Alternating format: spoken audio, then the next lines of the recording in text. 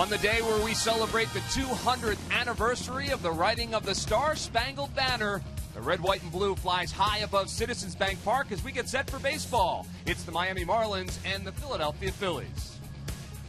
Hi, everyone, and welcome to Phillies Baseball. I'm Greg Murphy in for Tom McCarthy today alongside Jamie Moyer and Mike Schmidt. And when you talk about the Phils looking for a sweep today, you don't have to look much further than the two guys down at third base to say these two guys have had an impact in this series, and Mike, in September as well. That's right, Greg. I've been away for a while, so I've been glued to the TV and have really enjoyed the debut of Maikel Franco.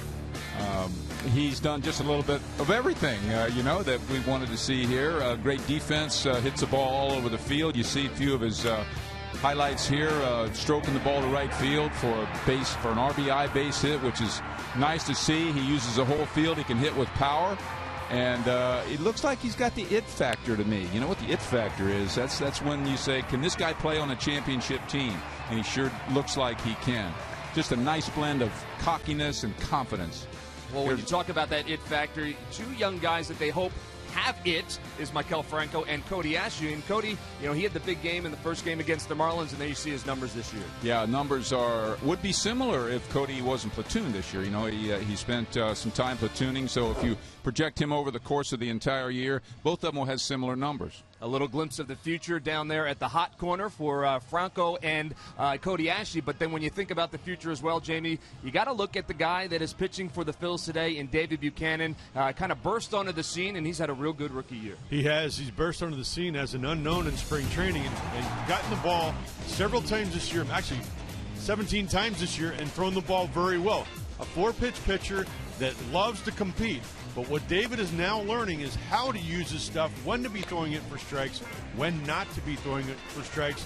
But ultimately, the most important thing for me, his batting average against with his fastball is in the mid-300s. And when he can start to pull that down into the 200s or upper to mid-200s, it's really going to make a difference in his batting average against. He's going to get deeper in games, and he's going to become a more effective pitcher. Well, the learning process for any rookie at any position can happen all season long. It certainly happened for those three guys as they move along in this season. David Buchanan takes the ball for the Phillies. On the other side, it's Tom Kohler, the big right-hander, looking for his 10th win of the season, an ERA at 3.74 for the Miami Marlins. And what about the scene last night as Jonathan Papelbon came out of that bullpen and shut down the Marlins in the ninth, got saved 104 in a Phillies uniform. That's second best in team history. Lineups and first pitch coming up right after this. Phillies baseball is brought to you by Citizens Bank, introducing one deposit checking. Keeping things simple is helping you bank better. By Xfinity, your home for the most live sports. By Toyota, where will Toyota take you? Visit buyatoyota.com today to find out. Toyota, let's go places. And by Independence Blue Cross, the most preferred health plan in the region. Independence Blue Cross. Live fearless.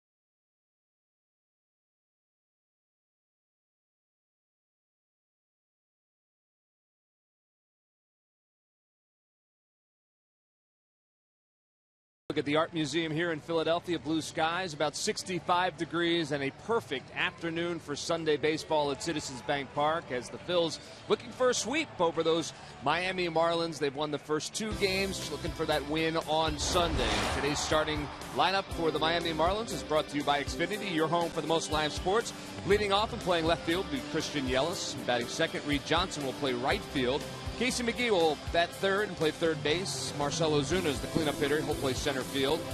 Batting fifth and playing first base is Garrett Jones.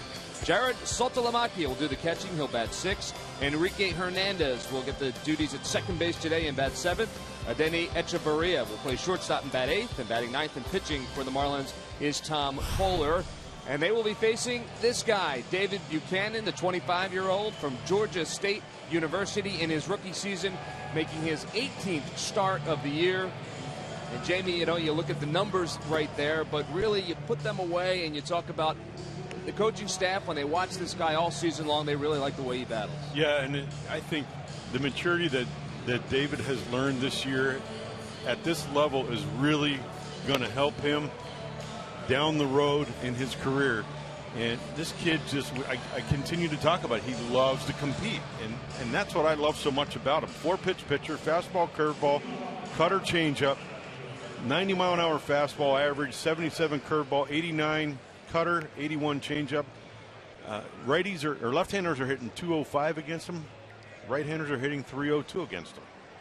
Well, the first to face him will be Christian Yelich as we take a look at our Nissan keys to the game. And Mike, why don't you take us through these? My key is last 15 games of the year are very important to this club. Keep the winning atmosphere. It's great to take something like that into the offseason.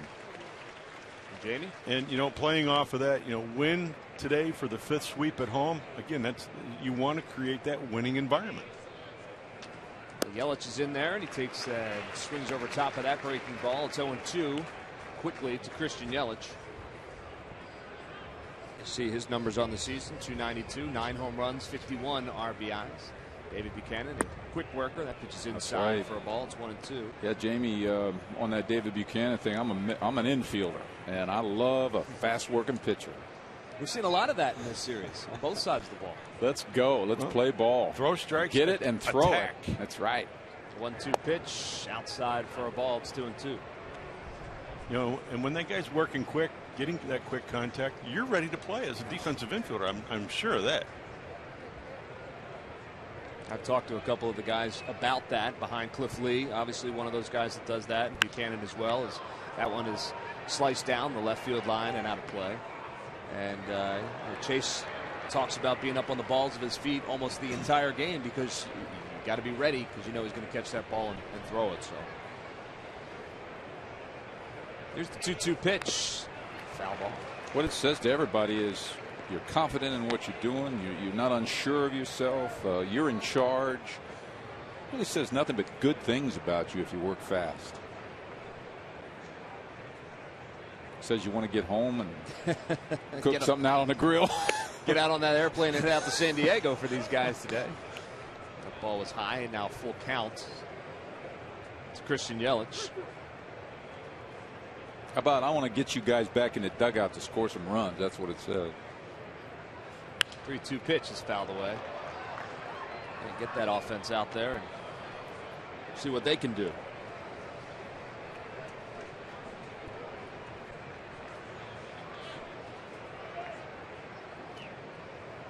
Yelich battling in this first at bat.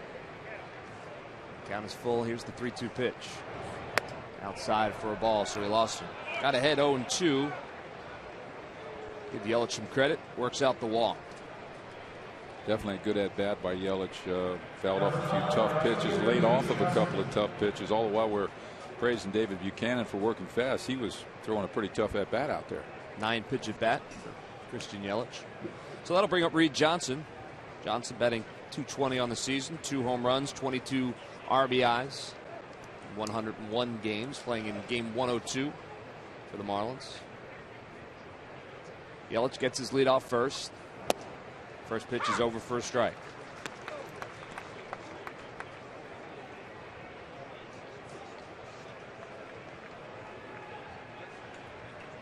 Mike Redmond today saying that he'll mix and match, trying to fill that very big hole out there in right field with Giancarlo Stanton down. Reed Johnson's going to get a lot of that work as he grounds this one foul. That's the third base bag. Yeah, what a hole that is to fill. Too bad, too. Yeah. You know, he still could win the MVP in the league. But now you move Casey McGahee up to three in the lineup, and Ozuna, of course, hitting fourth. You can see how tough it is for them to fill that hole. I watched a replay of that for the first time a couple of nights ago while I was watching the game at home. I hadn't seen it. Scary stuff. It's a ground ball to Franco. Picks it up to Utley for one, and he's not going to be able to get the throw off. Nice slide by Yelich, taking Utley out of his rhythm. So they'll get the one out at second base. And in talking about Giancarlo Stanton, it is the subject of our Geico quote today. Marlins manager Mike Redmond saying we're going to try a bunch of different guys in a bunch of different spots and see who responds. We're trying to find a way to score more runs. We'll do whatever it takes to score those runs. We need to score. And that has been a problem in the short period of time that they've been without Giancarlo Stanton, as we've seen here in Philadelphia. Well, there is some talk that he may come back in the last couple days of the season. He has to get his medical release, but that would be really nice to be able to see that, and I'm sure it'd be great for Giancarlo to not to have to sit on that all winter long. Mike, I would imagine, though, stepping back into the box for the first time, there's going to be some thoughts going through your head. There's probably a few schools of thought on that. Of course, a couple more home runs, a couple more RBIs couldn't hurt in the MVP balloting at all. I mean, that's one thing to look at, but the other thing is to throw him back in the heat of battle for 15, 20, 30 at-bats seems to me to be sort of worthless unless the Marlins are in contention for, you know, a wild card spot or something like that, because he's going to need time in some sort of a rehab start. And you really don't know how he's going to react when he sees that first hard curveball, you know, starting up around the facial area. I know how I'd react. It's not, yeah, but it's not good to maybe have that memory going through the off season of being thrown back into battle and saying, wow, you know, I mean, I was a little bit scared of the ball. How am I going to get over that? Pitch is over for a strike. It's 3-1. Well, he gets his stitches removed on Tuesday, and they said, you know, once the swelling goes down in that face, they're going to see where he's at. And he has said he'd like to come back before the end of the season, but I guess a lot still remains to be seen about that. Pitch is ground ball to Franco, and he bobbles it, and he goes the short way to second, still able to get Reed Johnson out of second base, so no double play on that, but able to recover, get the out. Second out of the inning. Well, it's nice recovery after bobbling the ball. It was a tailor-made double play ball without question. But didn't panic and made sure one out at second base. I think that's the first we've seen of Maikel Franco bobbling a ball out there. He's been pretty sure-handed so far since being called up. Well, it happens, but I like that he didn't panic, and he still got an out. And Ozuna takes the first pitch, swinging, pops it up. Chase Utley chasing it into foul territory, just out of reach from Utley.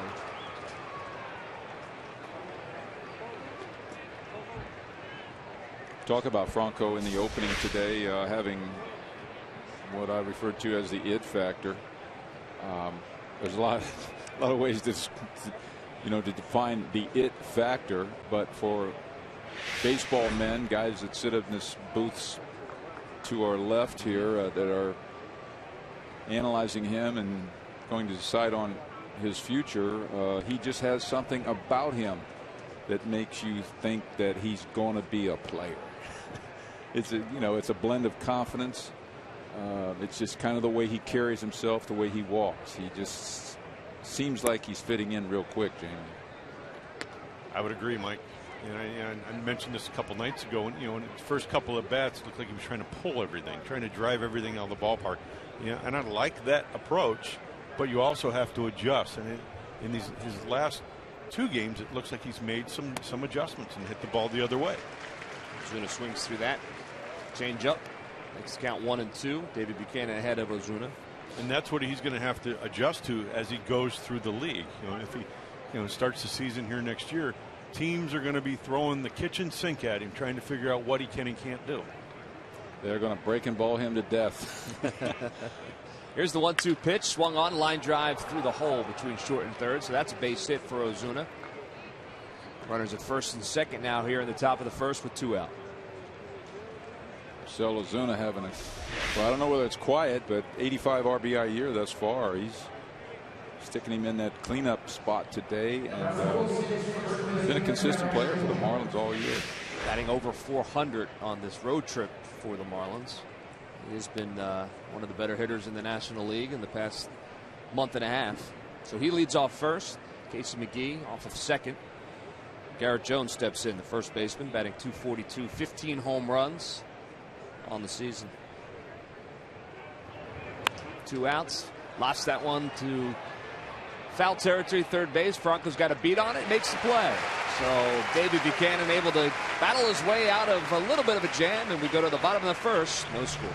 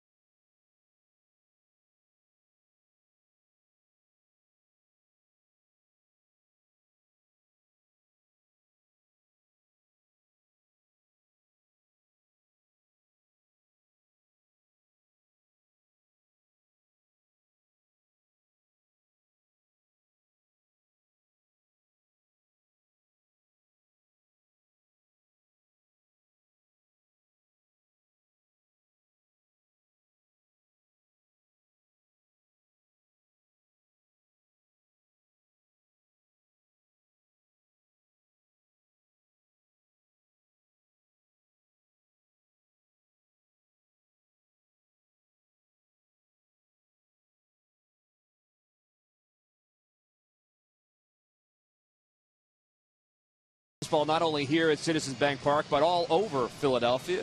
Some fields right off the Ben Franklin Parkway. Center City in the background. A fall ball action for the youngsters. And time now for the Phillies starting lineup today. It's brought to you by Xfinity, your home for the most live sports. Leading off is Ben Revere playing center field. Maikel Franco will play third, and he'll bat second. Followed by Chase Utley and Ryan Howard. Grady Sizemore gets to start in right field today. He'll bat fifth. Tom Brown is in left. He'll bat sixth.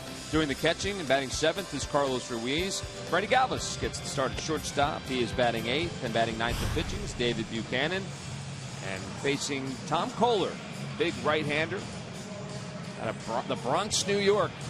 Miami's 99 on the season with a 3.74 ERA. 6'2", 235-pounder. He's had a pretty nice job for the Marlins this year. He's the kind of guy that eats up a lot of innings. 170-plus innings already for Kohler, and kind of a workman-like attitude. There you see the scouting report, Jamie. Yeah, he's a four-pitch pitcher, just like David Buchanan. Fastball 93, curveball 79, slider at 86, and a changeup at 85. Doesn't use his changeup a whole lot. Career record against the Phillies, 1-1 with a 4.12 ERA. And lifetime record, he's a 4-20 pitcher with a 4.10 ERA. Well, first pitch to Ben Revere is over for a strike. Saw Kohler earlier in the year. He pitched pretty well against the Phils down in Miami.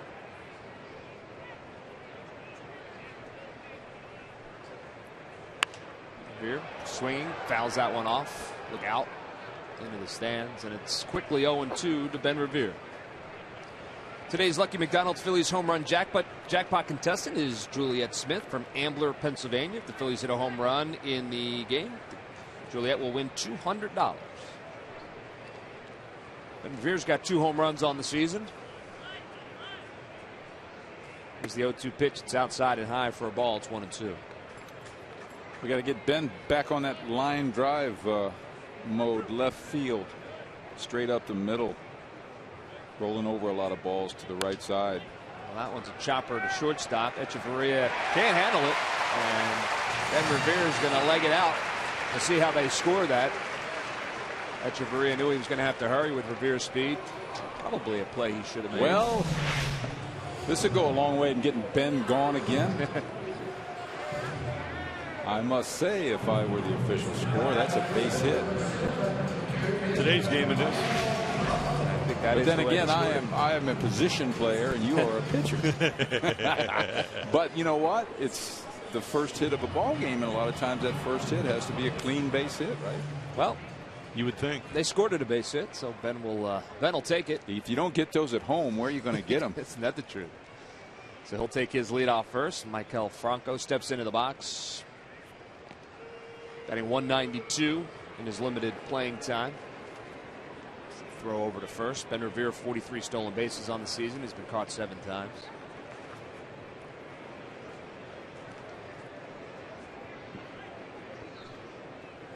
Revere gets his lead. First pitch to Franco is over for a called strike. Would you guys agree that at the end of this year there's going to be plenty of information in the computers around here about who can play where and who can hit where in the batting order, because we sure are seeing a lot of different lineups and a lot of different players in different positions. You know, that is something that we've talked about all season long. Really the necessity in a lot of points of the season for Ryan Sandberg to change up his lineup, whether it be for injury or for other reasons. And yeah, I think you're right. You know, you see Ryan Sandberg says, I go in every day and try to put a lineup in for that day without thinking about anything other than trying to win the game for that day. So I don't know about that. No? I don't know about that. Sometimes I think Ryan might think, you know, I want to see this guy against this pitcher. Well, I want to put this young guy in you know, right in the heat right now and see how he can handle it. I want to play this guy at that position, see if he can handle it. With a little bit of an eye to the future. Well, we're going to try to win today, but yes. Yeah. Well, I think that especially this time of the year where the Phils find themselves, I think that's probably true. Case in point, Michael Franco playing today instead of Cody against the right-handed pitcher. Oh, the other thing, you're looking for versatility. What can my personnel do? There goes Ben Revere. Franco swings through it. Throw down, not in time. And Ben Revere has his 44th stolen base of the season.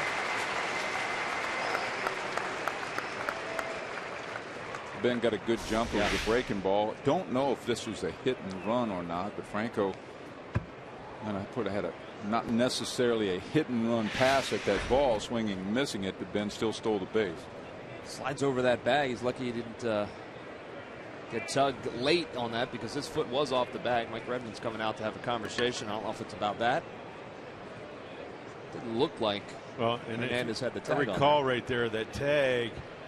Echeverria was up in front of the bag. We've talked about that numerous times this year, where middle infielders catching that throw in front of the bag, and it takes far more time to reach back to make that tag versus if you're straddling the bag and the runner's coming to you.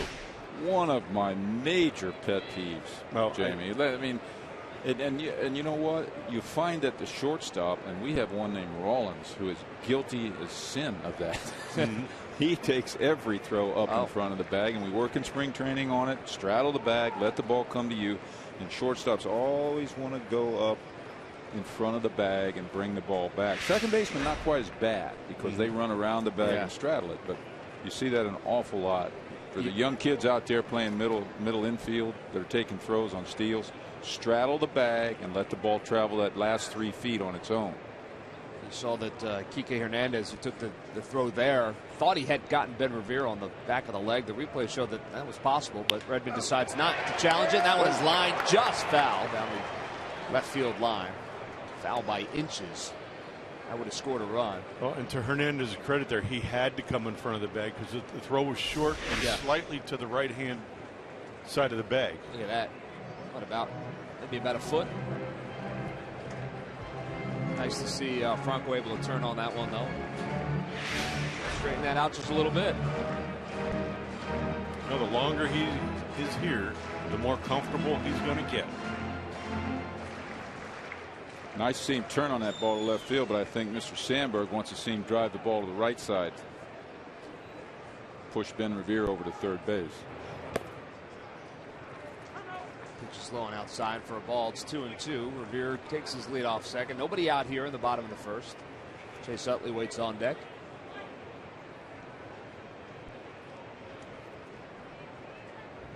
Yeah, if nothing else, a productive out in this at bat.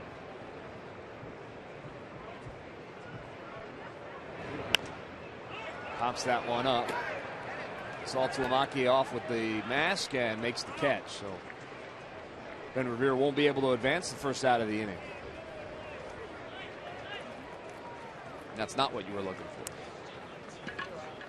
Well, you know, a lot of times the results are different than what's going on in the hitter's mind. I mean, you don't always execute to a T, but there's a chance where he comes back to the dugout now. Maybe the hitting coach should go up to McHale and say, you know, as long as you are trying to put the ball in play to the right side of the infield, that's all that counts. You're trying to do the right thing. Well, Chase Utley will step in. He'll try to pick up Maikel Franco, batting .275, 11 home runs, 75 RBIs for Utley, 2014. But in defense of Franco and that at bat, he probably hasn't done a lot of two-hole hitting this year. Right. No. Where he's been. Not where he's been. He's probably been hitting third or fourth most of the year. So that probably would have had to been pointed out to him before the at bat that we'd like to try to hit the ball the other way. That's probably part of the reason that Sandberg has him in that two-hole.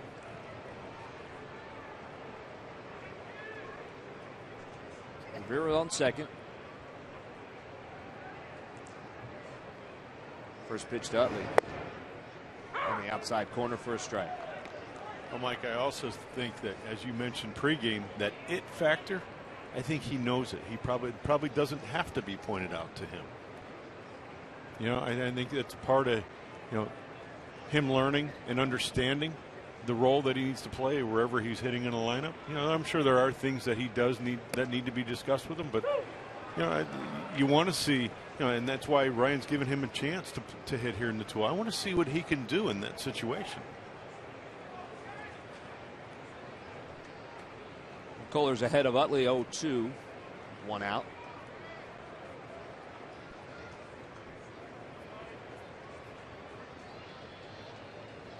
Here's the 0-2 pitch, swung on and fouled back. Jamie, I don't disagree with you on that. However, I believe that even the veteran players need to be reminded of things like that. And that's why you have coaches. That's why you have a third base coach, a hitting coach, first base coach. You know, yell at them, scream at them. Hey, you know, go that way with the pitch. Go that way. Bring this, move this runner to third. Worst case scenario in this at bat, advance this runner to third base. They may know that, but the coach's job is to remind them of that, so that it, you know, reinforces it in their mind that they do that. You're a perfect guy. I mean, you scream at infielders, use 2 hands, right? Don't you think they know that? Yeah. I hear you there. It's a way of feeling like you're helping, you know, or supporting. 1-2 pitch. Can you go around? Nope. Says Alan Porter down there at third base. What do you think? It's close. It's close, but not today.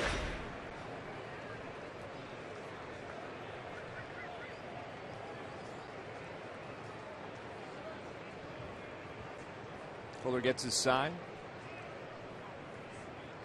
Here's the 2-2 pitch. Swung on, ground ball, first base. Nice play by Jones. Flips it over to Kohler for the out. So Utley's retired, but then Revere moves up to third on the play. Nice play by Jones to his right. Shows good range on a pretty hard hit ball. And there's no panic there. Ball's hit so hard he has had the time to fall down, get himself back up and recollect himself and make a nice easy toss over there to Tom Kohler.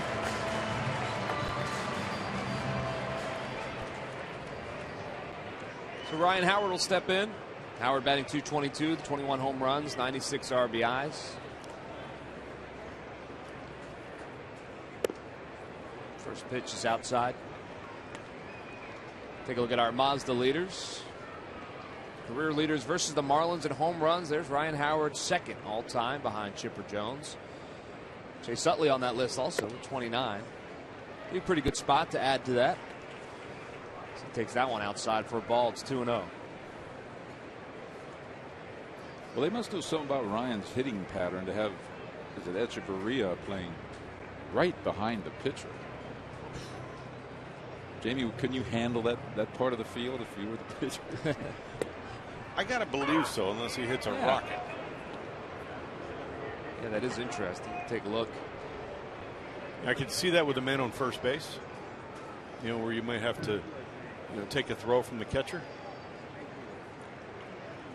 or even potentially a ground ball back to the pitcher for a double play.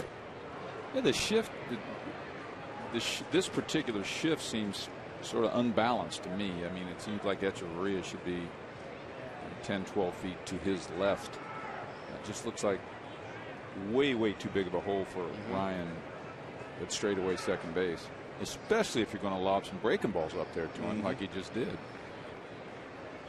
Well, count is 2-2. Here's the 2-2 pitch. Swung on and hit into left center field. Going back on it is Yelich. And a beat on it the whole way, and he makes the catch. So that's the final out of the inning. Phils leave one at third base. We've got no score after one.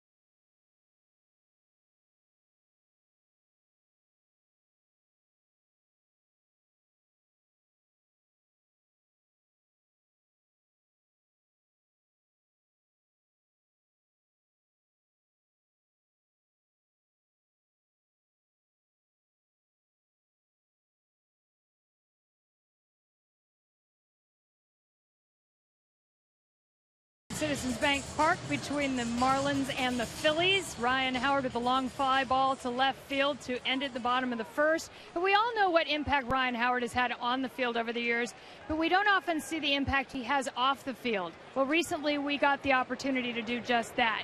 Zion Spearman, the Taney Dragons slugger, has always thought of Ryan Howard as his favorite player, and he got the opportunity to meet him at the Little League World Series, and the series of events that occurred after that have been literally life-changing for Zion. He is his hero, and I spoke with Zion's mother, Trezana, earlier today, and she said that he has literally changed the course of Zion's life. They had a great time at the Little League World Series. They talked about a home run hitting contest between the two, and Zion's mom said, "Why would you do that?" And she said, "Mom, I know I can't beat Ryan Howard, but you know what? Just to be around him in his presence and experience his skill would be so meaningful to me." But then on top of it, he got to throw out the first pitch when they celebrated the Taney Dragons here at Citizens Bank Park, and Ryan Howard caught that pitch. They talked then as well, and that night Zion found out that he got accepted to Chestnut Hill Academy. So it's been a series of events, and it has meant so much because Trezana is battling a very serious health issue right now, and it's been an emotional time for this young kid, but it has meant so much to have Ryan Howard be part of his life, and it's impacted him incredibly. Greg? As Jared Saltalamacchia delivers that one in the left field for a base hit. Yeah, you know, the time watching the Taney Dragons and watching their run for a bunch of 12-year-olds, what a thrill it must have been. But then on top of it to get a chance, in Zion's case, to meet their hero, Ryan Howard. And Leslie, I know you talked to Ryan about it as well, and, you know, as much of an impact as Ryan had on Zion, the same is true the other way around. Very much so. He actually feels that this has been just as important to him, that he could have an impact on a young man's life. They don't often get to know what kind of an impact they can have, and he said, no matter how much money you make, it doesn't define who you are. He said the way he was raised was that you stay humble no matter how many lights and cameras are on you. He said this game giveth and this game taketh, and he realizes that, and he values the opportunity that he got with Zion. Well, certainly a great story, and we'll keep our eyes on Zion Spearman for the days and years to come, because I think we might hear that name again somewhere down the line. So, stepping into the box, Enrique Hernandez playing second base for the Marlins today. He lofts that one foul. Ryan Howard giving chase, but it's off the top of the Phillies dugout. That is a great story. Yeah. It's, from a player standpoint, it makes you feel good to know that that people see another side of you, the real side of you, not just the guy that, you know, may strike out with the bases loaded or hit a home run to win a ball game, but to see the human side. And that's one of the beautiful things about being a professional athlete and having the opportunity to do stuff like that. And nobody knows better than Jamie.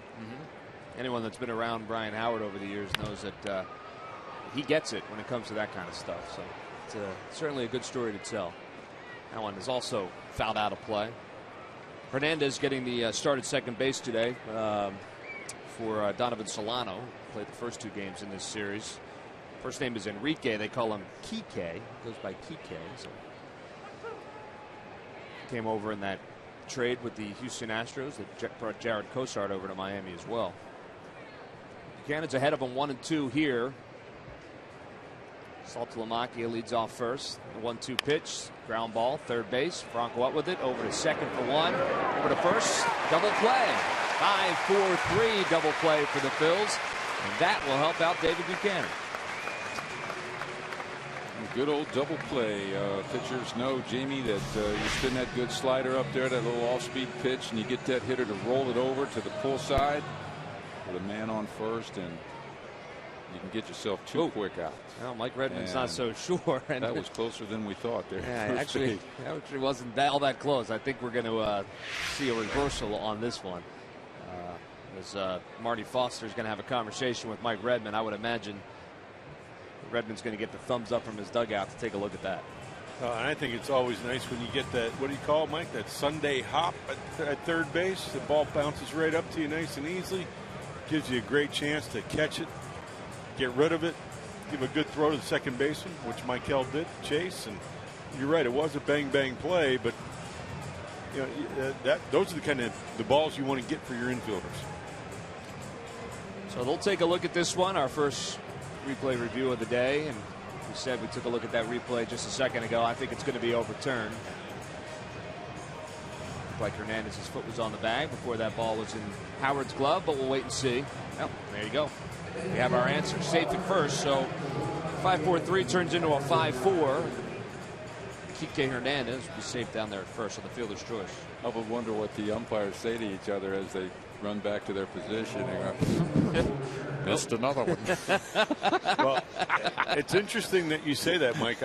Before I did the home run derby thing on the field pregame, I bumped into Joe West, and he was talking about how the umpires have really kind of taken this replay thing on as a positive, and they're using it as a learning tool. And they realize that, hey, they're out to try to get every call right, but they realize too that they have the replay behind them to correct them, and they're not looking at it as a negative. They've turned it into a positive, and they've found a way to use it as a positive tool. And he couldn't express that enough.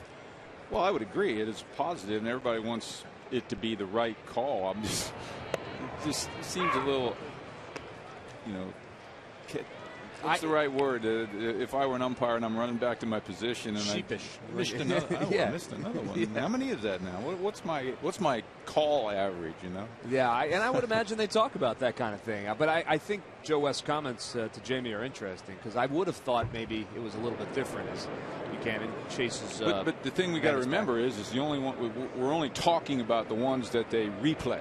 I mean, obviously that's a small percentage of the calls they make. We're only talking about the ones they replay, the real close ones, and then it's human nature to miss a couple of those that are really close.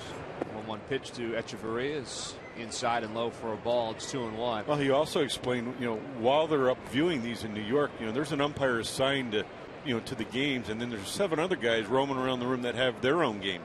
But when a call comes in, all the other guys come over, and they don't intervene because it's that guy's call. But they watch and they learn from it, and here's how they're using it as a tool. And I think that is really interesting. 2-1 pitch, lofted to center field. Ben Revere shading from the sun makes the out. And that's the second out of the inning. Final games of the season at Citizens Bank Park coming your way on Friday, September 26th at 7:05. Saturday, September 27th at 7:05 is Goya Latino Family Celebration. And then on Sunday, September 28th, final game of the season, 1:35, Fan Appreciation Day. So you can order your tickets now at Phillies.com. And you also talked about the speed of play and how long it takes and things like that. They're doing their best. Sometimes it takes a little longer based upon how many cameras they have at that particular game. Tom Kohler, first pitch swinging. Backhand by Franco and a strong throw across to end the inning. So David Buchanan able to work out of a mini jam, and after 1.5, we've got no score in Philadelphia.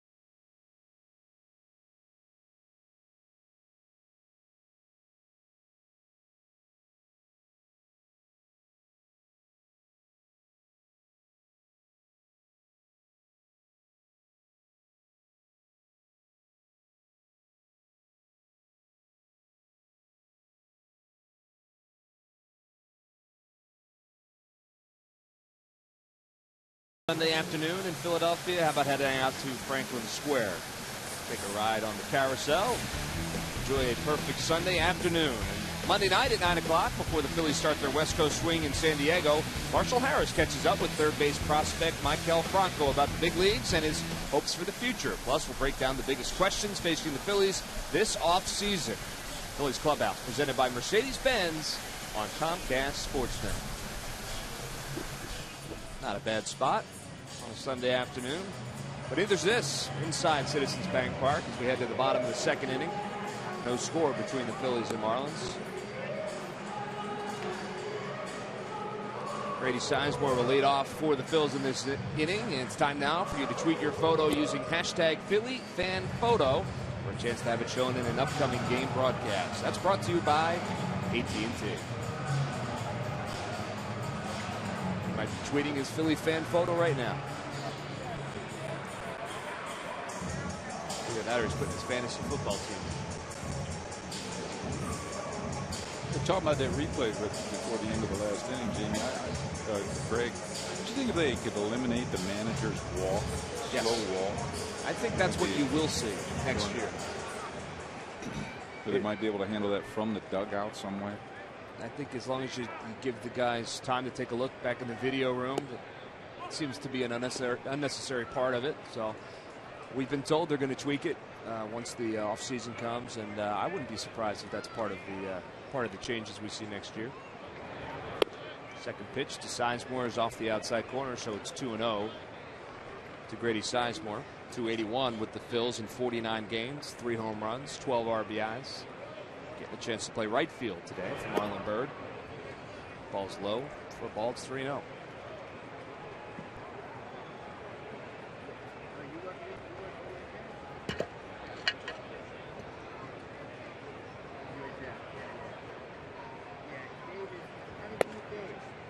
Over for a strike, 3-1.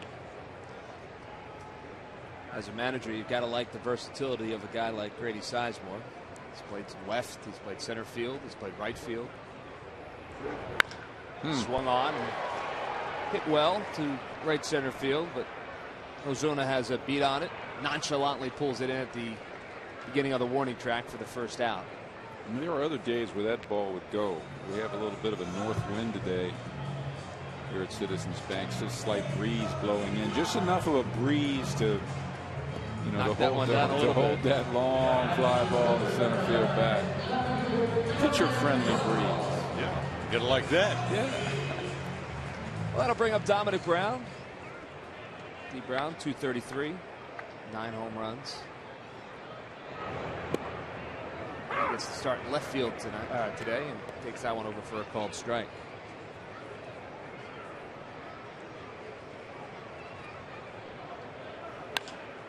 And he hits that one to left center field, not as deep. Coming in is Ozuna, makes the catch, second out.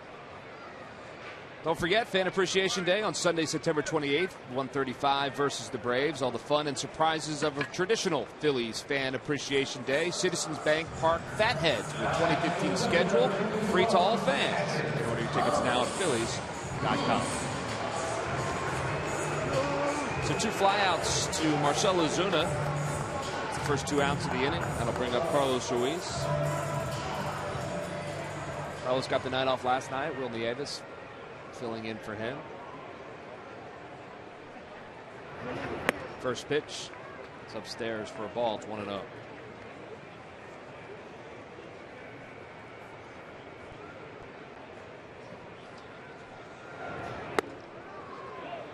High and tight. It's 2-0 to Carlos Ruiz. Tom Kohler's in his 3rd overall season in the big leagues. His 2nd full-time as a starter for the Marlins. He misses there. Count moves to 3-0. Mentioned at the beginning, born in the Bronx. Big Yankees fan growing up, as you can imagine. That's what I'm talking about. 3-0 swinging is Carlos Ruiz, and that one's into the gap in left center field. But, chased down, and what a catch. What a catch by Christian Yelich. Picks that one up off the dirt. I didn't think he had any chance at that one, but he did. 3rd out of the inning. I was thinking swing 3-0, 2 outs here, Carlos Ruiz, and he didn't. Just looked like he hit better than he did. Take another look. Yelich reaching out. Nice play.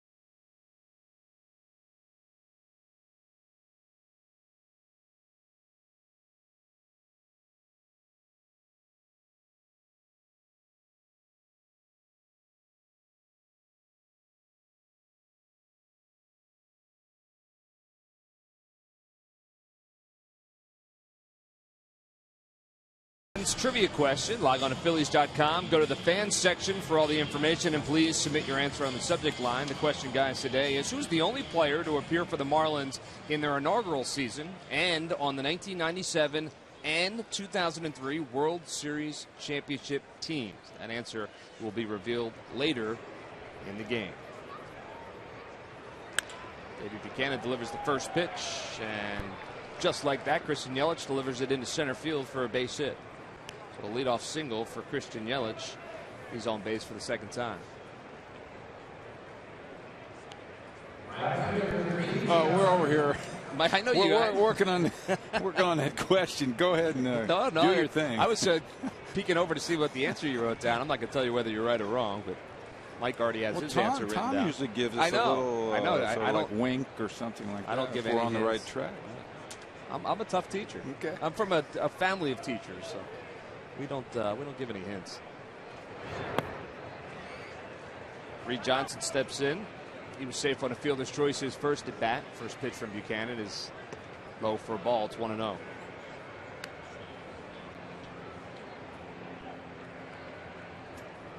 Couldn't be too many guys that would fit that category, I wouldn't think. The Miami Marlins. Yelich leads off first. Throw over. It's back.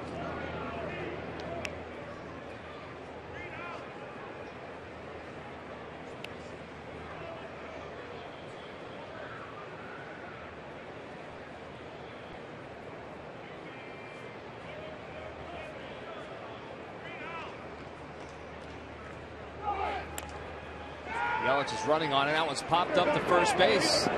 Not enough time, but to get the double play. Buchanan goes over to cover first, but they'll take the out. Nice pitch by David Buchanan in on the hands. Yeah, that's where the middle infielders can decoy that runner and decoy him into thinking the ball's been hit on the ground. And, just screaming, "Turn it, double play, turn it!"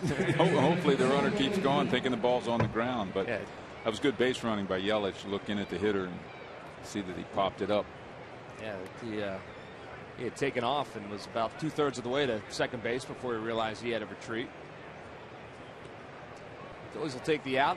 In steps Casey McGee with one out in the top of the third.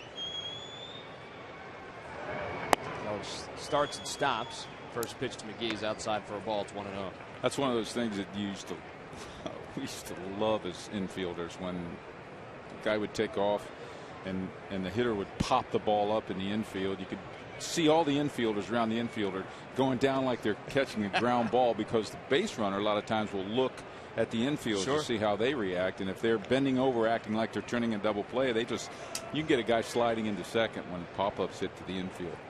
But not if a good base runner like Yelich look back at the hitter. You would imagine the first base coach is screaming for sure, screaming for bloody murder down there, trying to get his base runner's attention. McGee swings through that one. Take another look. There's the pop-up. Yelich got, like I said, about 2/3 of the way down and just stopped on a dime and turned around. Yeah, some good base running indeed. Well, you're always taught as a base runner to peek into the plate as you're running to see when the ball's crossing the plate, to see where the ball's hit. 1-1 pitch to McGee. Ball. It's 2-1. Casey McGee's had a good season for the Marlins. I mentioned 293, lots of base hits.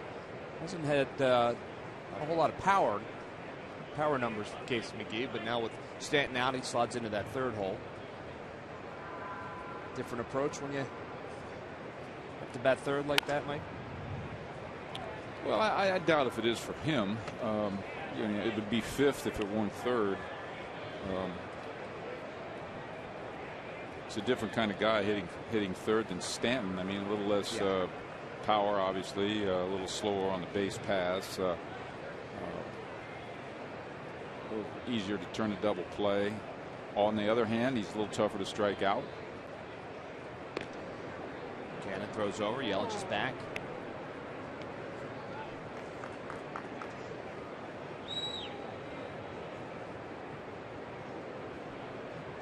Count is even to Casey McGee, 2-2.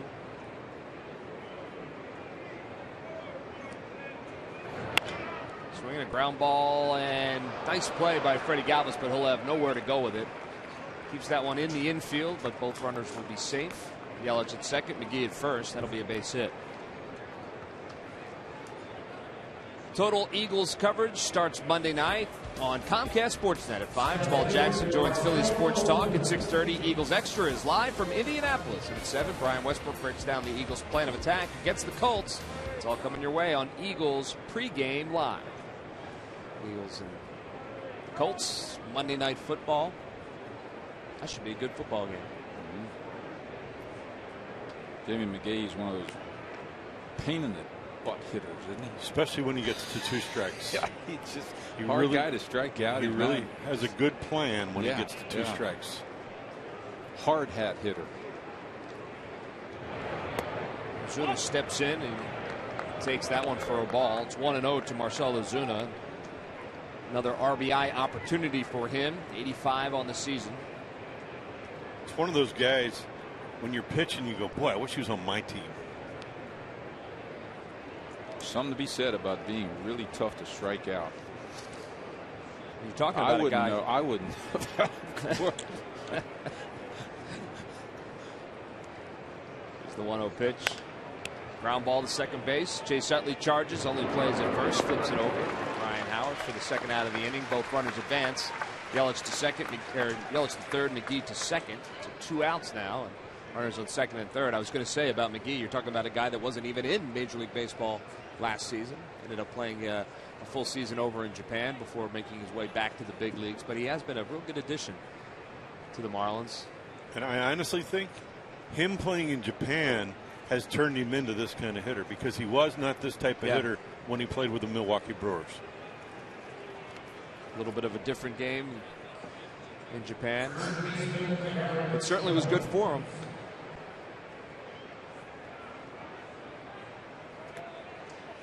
Let him bring up Garrett Jones.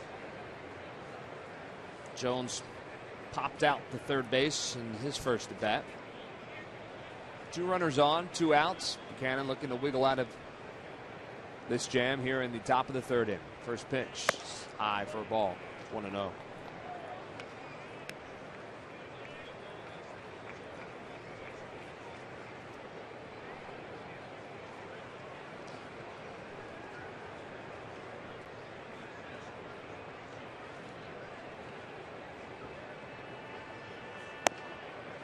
Pitch is over for a strike. Count is even at 1-1. Jones hit a home run last night in his first at bat. The only run that Kyle Kendrick gave up in what was a terrific outing for Kyle Kendrick as the Phils got a 2-1 win. Guess you pick your poison here, huh, Jamie? First base open. Yeah, you got a lefty on deck. Obviously, there's a comfortability with one of these guys, one versus the other. And it looks like they're choosing to go after Jones. Saltalamacchia is on deck, already with a base hit today.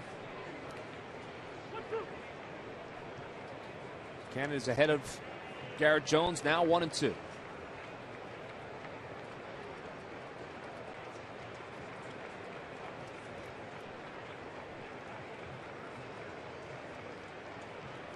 It's the 1-2 pitch outside for a ball. It's 2-2.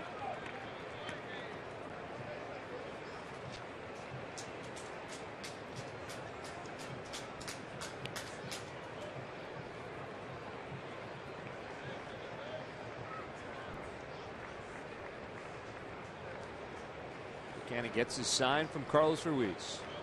The 2-2 pitch. Swing and poked out into shallow left field. Giving chase is Don Brown, and he closes the ground and makes the catch. So covering a lot of ground is Don Brown, and the Phils were able to get out of that jam. And we head to the bottom of the third. Still no score in Philadelphia.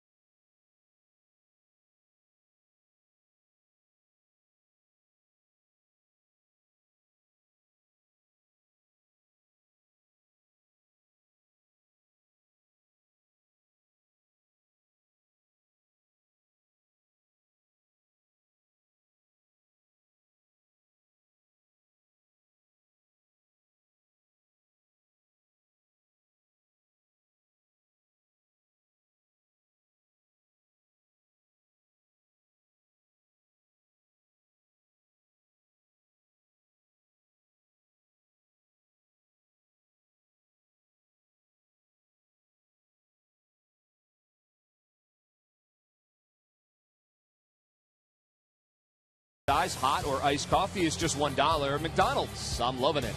By the Pennsylvania Lottery, benefits older Pennsylvanians every day. And by Dodge. Visit Dodge.com or your local dealer today. Penn's Landing. Folks enjoying a beautiful afternoon. Spruce Street Harbor down there on Penn's Landing. Watching the ships go by. That's right. It's a great spot down there on Penn's Landing.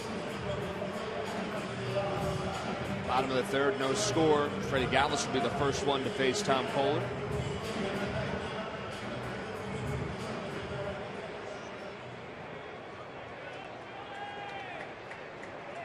You see Galvis's numbers, 122 on the season. He struggled against right-handers, just 083, 4 hits and 48 at-bats versus righties.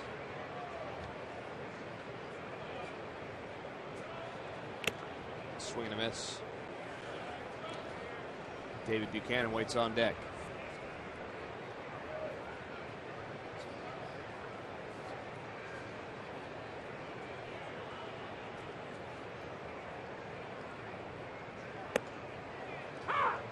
Freddie thinks about bunting, but that's called a strike by Sean Barber, the home plate umpire.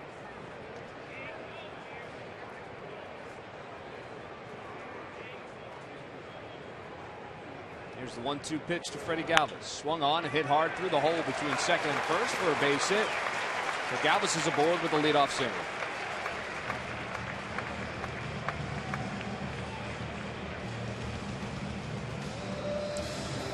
Fans come into the Goya Latino family celebration when the Phillies host the Braves at 7:05 on Saturday, September 27th. Are encouraged to bring for donation Goya food products. The food drive will benefit Phil Abundance by helping with their effort to help families in need within the Latino community. Goya Foods has once again pledged to donate a minimum of 5,000 pounds of food to match the collected food products. It's on September 27th, the final series against the Atlanta Braves. Davey Buchanan is up there. He squares around a bunt. Pulls it back. It's ball one. Nice at bat by Freddie Galvis, leading off the inning. Got a curveball down. Pretty good bite on it, Jamie. Right down after it and drove it right in the hole between first and second. Again, there's hitters that are good hitters out there, but I think when some of these hitters get to 2 strikes, they become better hitters.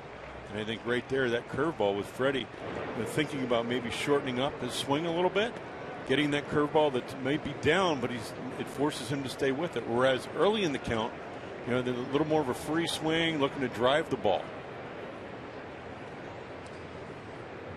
Buchanan's up there to move Freddie Galvis along. He squares the bunt. That was high and tight.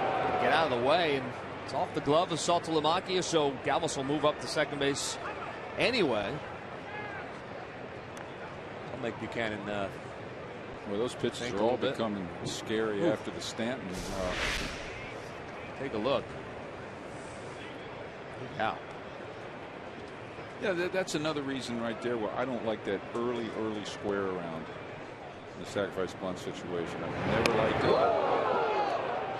Gives the pitcher a chance to come up high and tight. I mean, I just don't like staring at the pitcher that long and having the right there. There's another one that there's a fastball thrown right up and in at him, and I don't know. You have to be sort of static, and you get frozen in that position of standing there facing the pitcher versus more of a sort of a rhythmic later square around. I don't know, Jamie, how you did it when you were a pitcher, but I like to square around. I like to square around early. Really? I felt more comfortable that way. Yeah.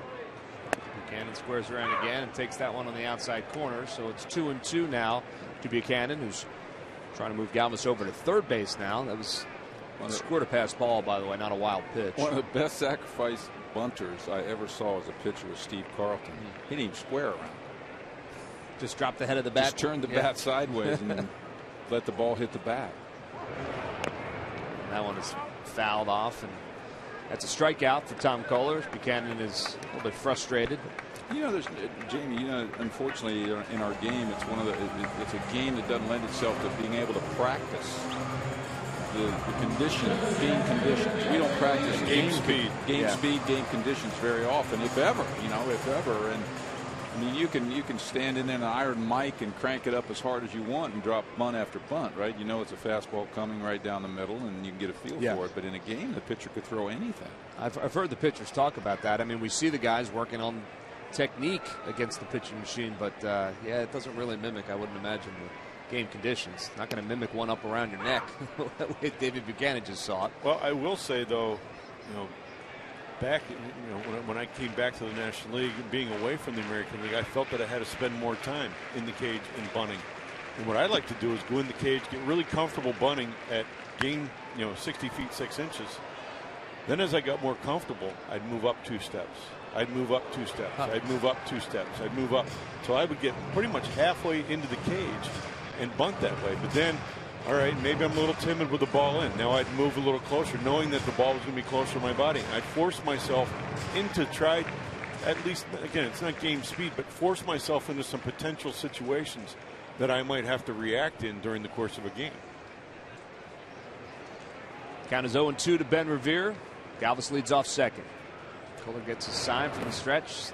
Inside low for a ball. It's 1-2. I wonder nowadays if guys are doing that same kind of thing. I don't know. And for me, the hardest pitch to bunt was that ball that was down and away. So now I'd move off and try to get myself to bunt that ball down and away.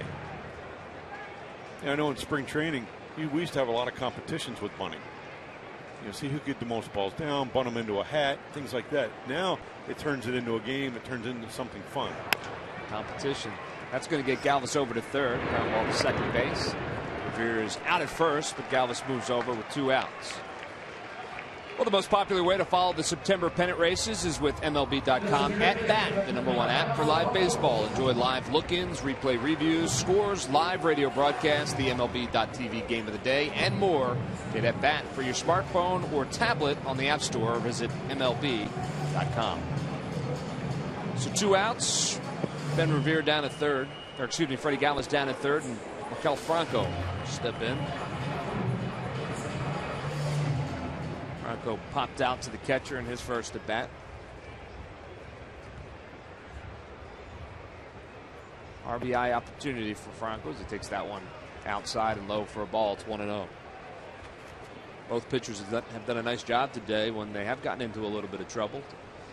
Worked their way out of it. There you see Galvis. Swung on, broken bat, and back up the middle. Just out of the reach of Echeverria. That's going to score Freddie Galvis. And look at this base running. Franco going in for 2. He is tagged out by the second baseman, Enrique Hernandez, but lots to like. Yeah. Lots to like about that. First is staying in the middle of the field with a man on third base and 2 outs. Even though it broke his bat, he stayed in the middle of the field and got the base hit. He did hesitate coming around first base a little bit, but the idea of getting to second with 2 outs for Chase Utley. Well, Phils take the lead 1-0. Very impressive. We head to the top of the 4th.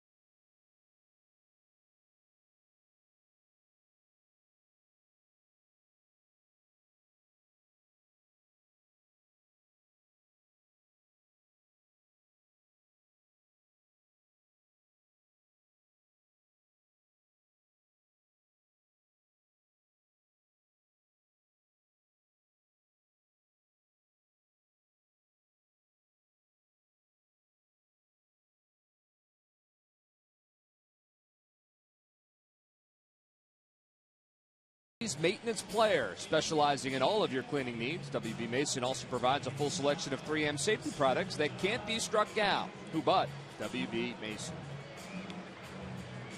Head to the top of the fourth. Runs have been tough to come by in this series against the Marlins for both teams, and Phillies get the first one on the board thanks to a base hit by Maikel Franco, thrown out being ultra aggressive, trying to stretch it into two, but the run will count. The Phillies have a 1-0 lead here in the fourth inning for David Buchanan to work with. First to face him is Jared Saltalamacchia. Saltalamacchia singled in his first at bat back in the second inning.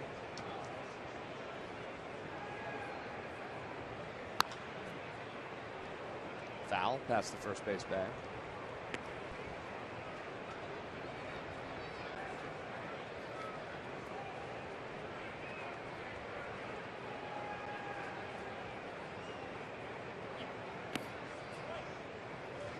It's the second run this series that the Phils have scored off of a pass ball or a wild pitch. It was a wild pitch in game one that scored a run for the Phils. Pass ball today.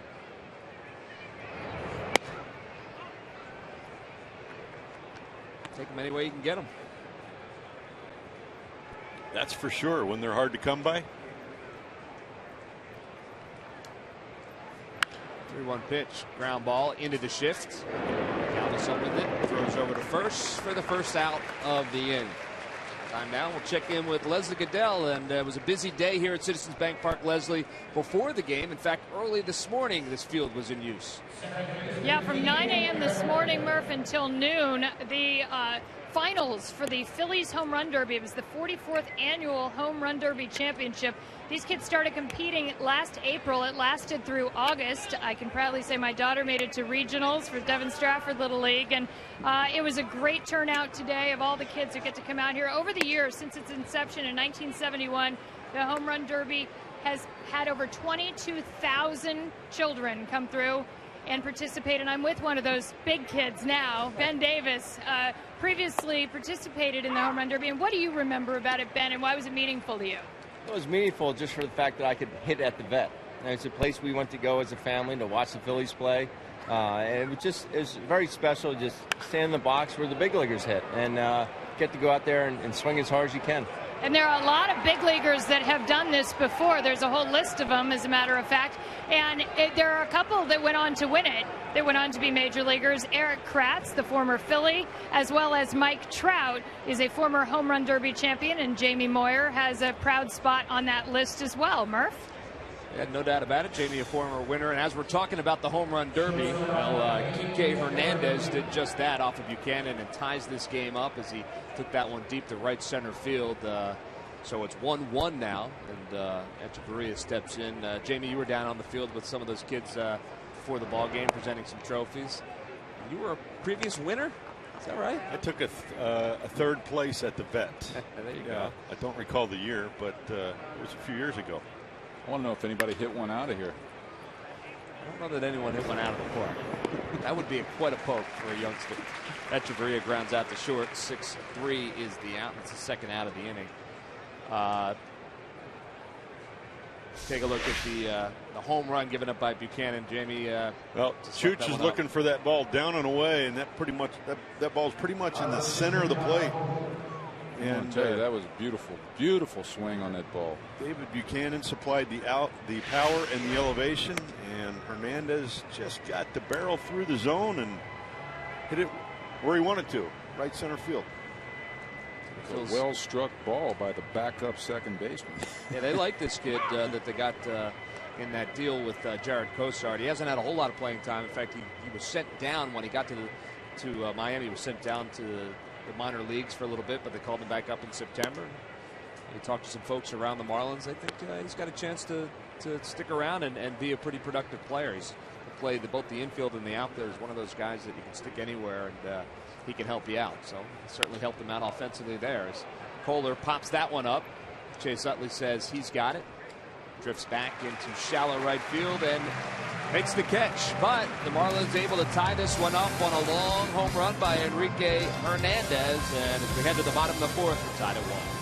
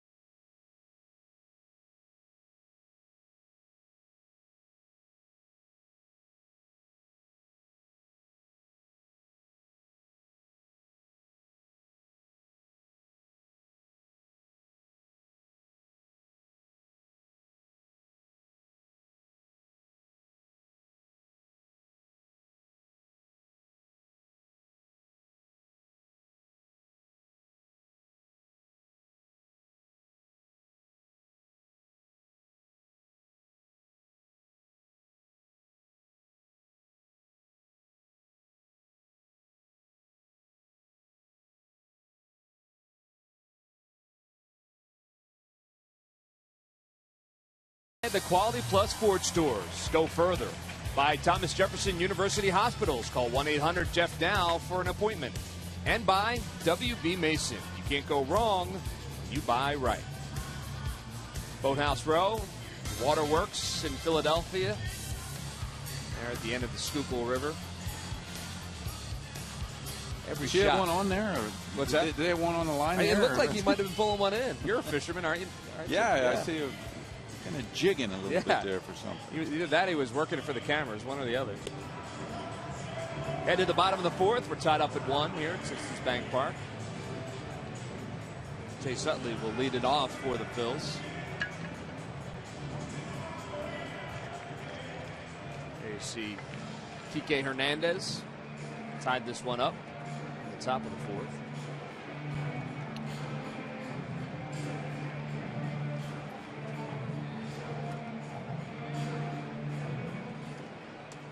Utley grounded out in the first inning. 274 on the season.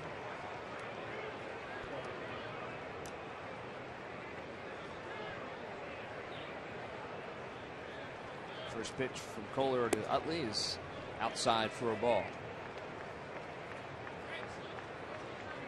Kohler drafted in the 18th round back in 2008. As I mentioned, spent 3 seasons up with the Marlins. Last 2 has found himself in the rotation full time. Utley swings at that one and drives it down the right field line. That's going to go one hopping off the wall. Utley's around first. Heading into second, here comes the throw, and not in time, and it's a double for Chase Utley to start off the inning. Good to see. Chase normally takes that pitch. 1-0 fastball. He turned on that one at a one-hopper off the right field wall and hustled his way into second base. That's one of those balls comes off that wall pretty good with good arm out there, as you can see. Turns it into a little bit of a close play at second base. So the Phils have something going. Chase Utley. Chase Utley hustle. Yeah, you could say, you could kind of mix that together. It's pretty much the norm from your second baseman. Ryan Howard steps in. He flew out to left field his first at bat. It's low for a ball. It's 1-0. Be nice for the Phils to answer right back after the Marlins answered in their half of the inning. Swing and a miss by Ryan Howard.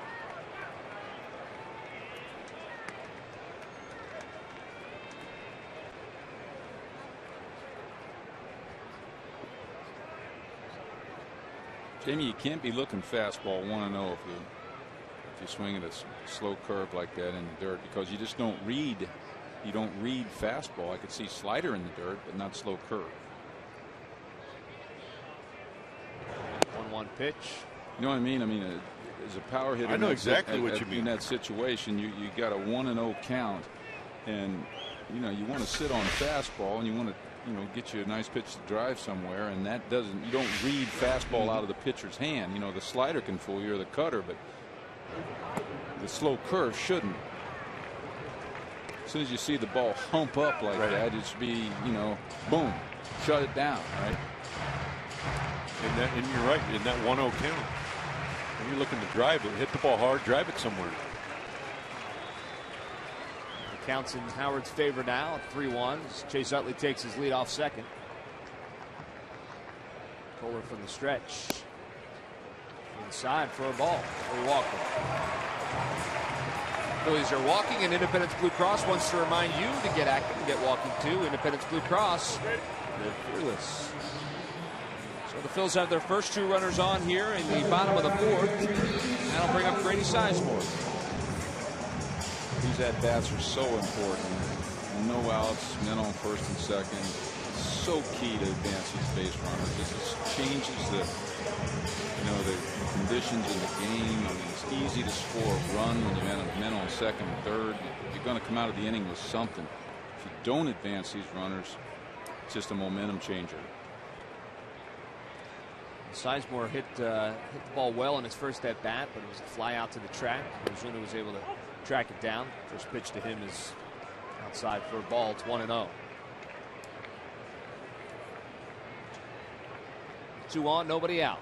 Bottom of the fourth, all tied up here in Philadelphia.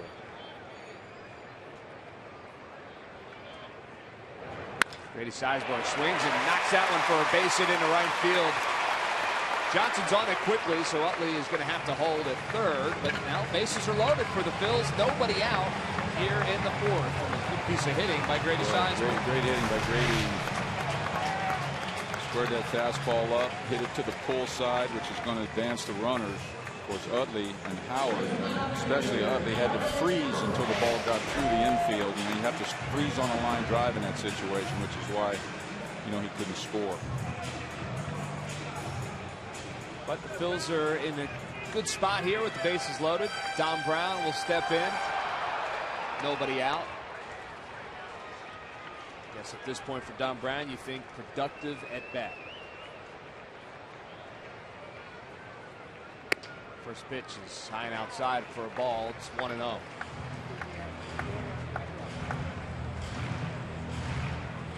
Casey McGee is even with the bag down there at third.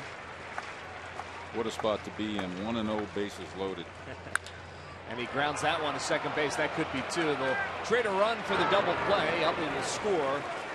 4-6-3 double play. Dom Brown. Well, unfortunately, he hit the ball hard. There's nothing you can do. I mean, that ball, 8-10 feet either side of the second baseman. It's a 2-run single. And all you can do as a hitter is hit it hard. That's exactly what the Marlins were looking for, as they had their infield at double play depth tailor-made. But Phils do get a run out of it, retake the lead. It's 2-1 now here in the bottom of the fourth, and still a runner on third. Ryan Howard down there at third as Carlos Ruiz steps in. Ruiz also hit the ball hard in his first at bat. That was a nice play by Christian Yelich in the left center gap. Made the catch on a run in the inning. Unfortunately, had a little too much hang time. A little bit.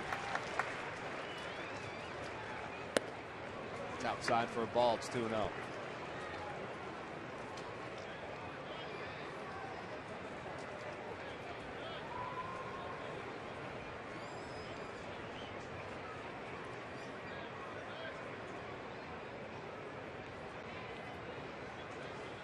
Pitch swung on and hit the left field. Sinking fast, and that's going to drop in for a hit. So a base hit for Carlos Ruiz. Ryan Howard will score, and the Phils get another one. Add to their lead. It's 3-1. Sounds of Chooch. Jamie just hit that one bad enough. Sometimes you don't want to hit it good.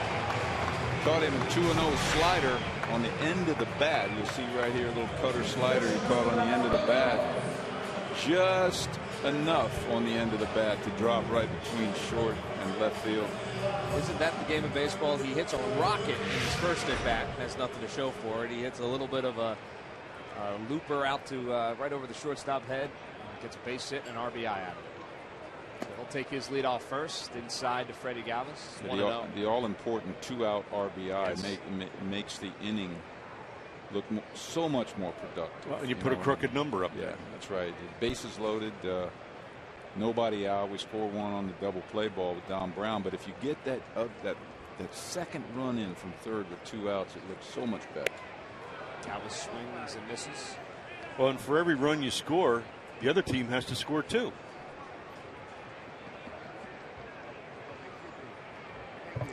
Galvis had a base hit in his first at bat.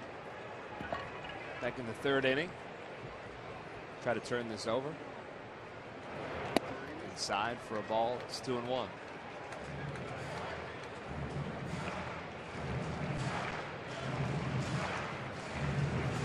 Milling around out there in the Miami bullpen. Kohler's struggled a little bit with his command here in the bottom of the fourth inning. Good throw over to first. Chooch is back.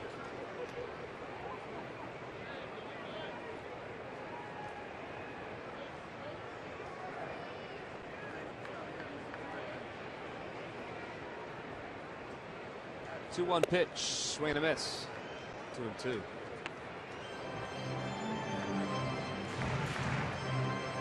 Fastball at 92 from Kohler.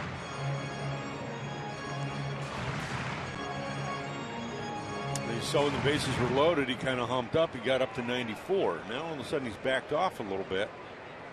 usually have better command when you back off. There goes Carlos Ruiz, and that ball's popped up in the infield. Hernandez will call off Echeverria behind the second base bag, and he'll make the catch for the third out of the inning. But the Phillies loaded him up and ended up getting 2 runs out of it. They have a 3-1 lead as we head to the 5th.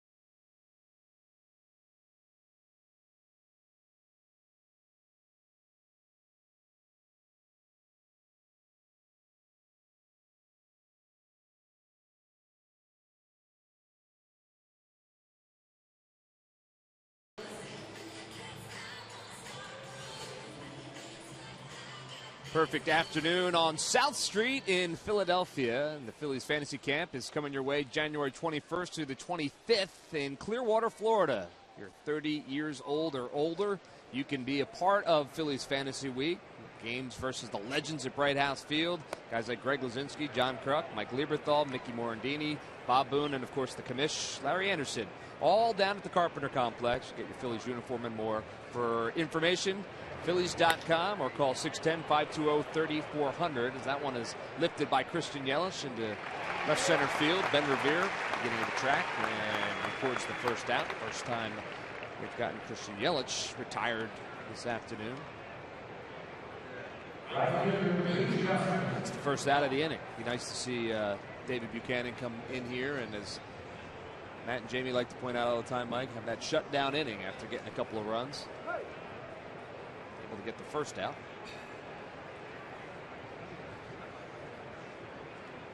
Reed Johnson is the batter. First pitch is outside for a ball. It's 1-0.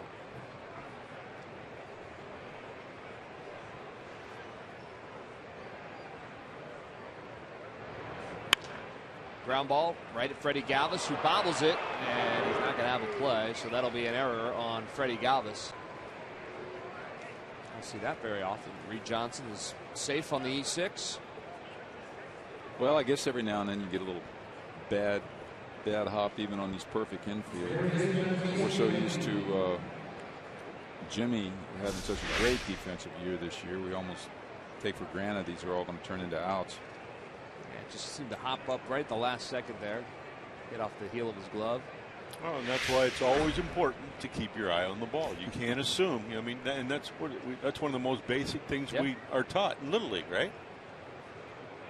I had it explained to me many years ago.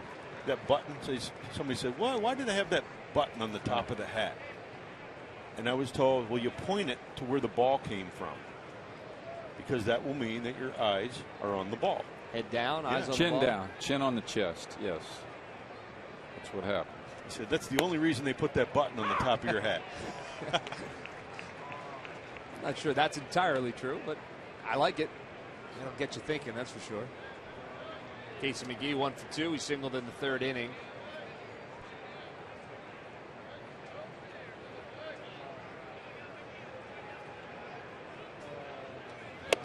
Swings and misses.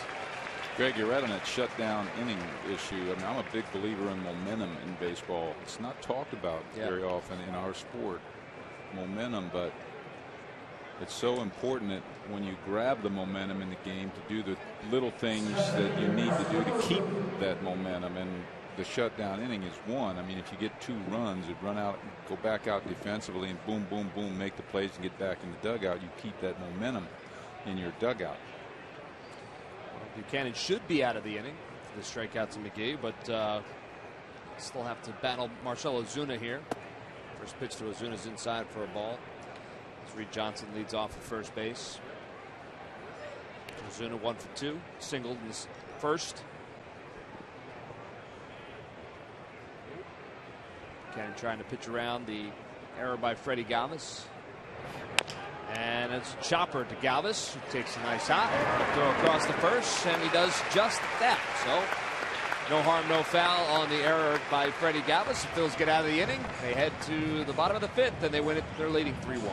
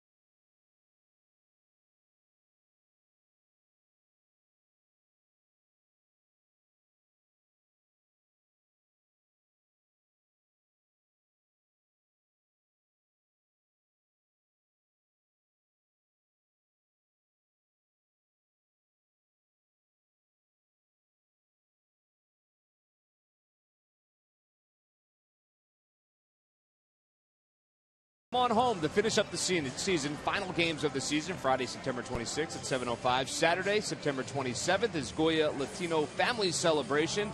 And then on Sunday, Fan Appreciation Day. September 28th, 1:35, the final game of the season. Order your tickets now at Phillies.com. Your final chance to watch the Phils in the year 2014. Folks getting a chance to enjoy a beautiful Sunday afternoon here at Citizens Bank Park. Enjoying a 3-1 lead right now. We head to the bottom of the 5th. David Buchanan will lead off for the Phils.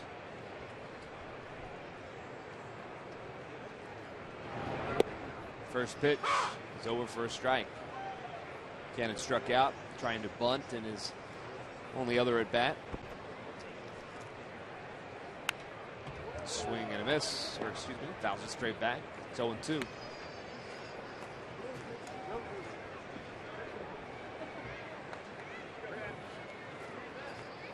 Like the wind picked up here, didn't it? Yeah, it looks like it's blowing from left to right now.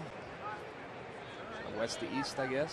Swing and a miss. Buchanan is down on strikes. And that's the first out of the inning. All right, time now for the Jeep Stump the Fans trivia answer, guys. Who's the only player to appear for the Marlins in their inaugural season and their 2 World Series championships? Took a little while. What would we come up with, guys? Well, that would be none other than Mr. Marlin. That's right. Mr. Marlin. Jeff Conine. Long career with the Marlins. A good career with the Miami Marlins. Was on that first team back in 1993 when they expanded and won 2 World Championships as well. Nice job, fellas. I believe Jeff still does some coaching and television work. Yeah, I think he is part of their pre- and post-game show down in Miami. He played here for a short bit, and what a great teammate he was. Yeah, one of the real good guys in baseball. And boy, did he like to compete. Wow. He's got 2 rings to show for it. Ben Revere's at the plate. He's ahead 2-1 now. Revere singled in the first and grounded out in the second. He's got his average up to 309. And he swings and hits that one on the ground to second base. Hernandez has it. Fires to first for the second out. Well, during the 2014 season, Turkey Hill, the official ice cream of the Phillies, will contribute $100 for each Phillies victory, 5 cents for each carton of the Phillies Grand Slam ice cream sold to support Phillies youth baseball and softball programs. Did you have your ice cream today, James? I didn't. Was too busy pregame. Missed out on the pistachio today. That's right. I can miss every now and then. Might be able to get some on the airplane, Jim. Maikel Franco steps in. It's 1 for 2 and a base hit back in the third.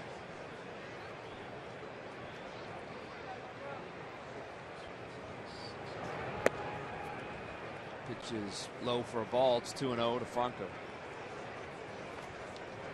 Well, the word must be out that he is a free swinger. Likes to pull the ball because there's a lot of off-speed stuff thrown to Maikel. I've noticed in the first 5-6 games that I've watched. I think the league knows he can hit a fastball and wants to hit a fastball. And there's nothing wrong with that. Some people make careers off of that, right? Pitch is over for a strike. It's 3-1. The Hall of Fame is full of fastball hitters. That's right. There are no great breaking ball hitters in the Hall of Fame.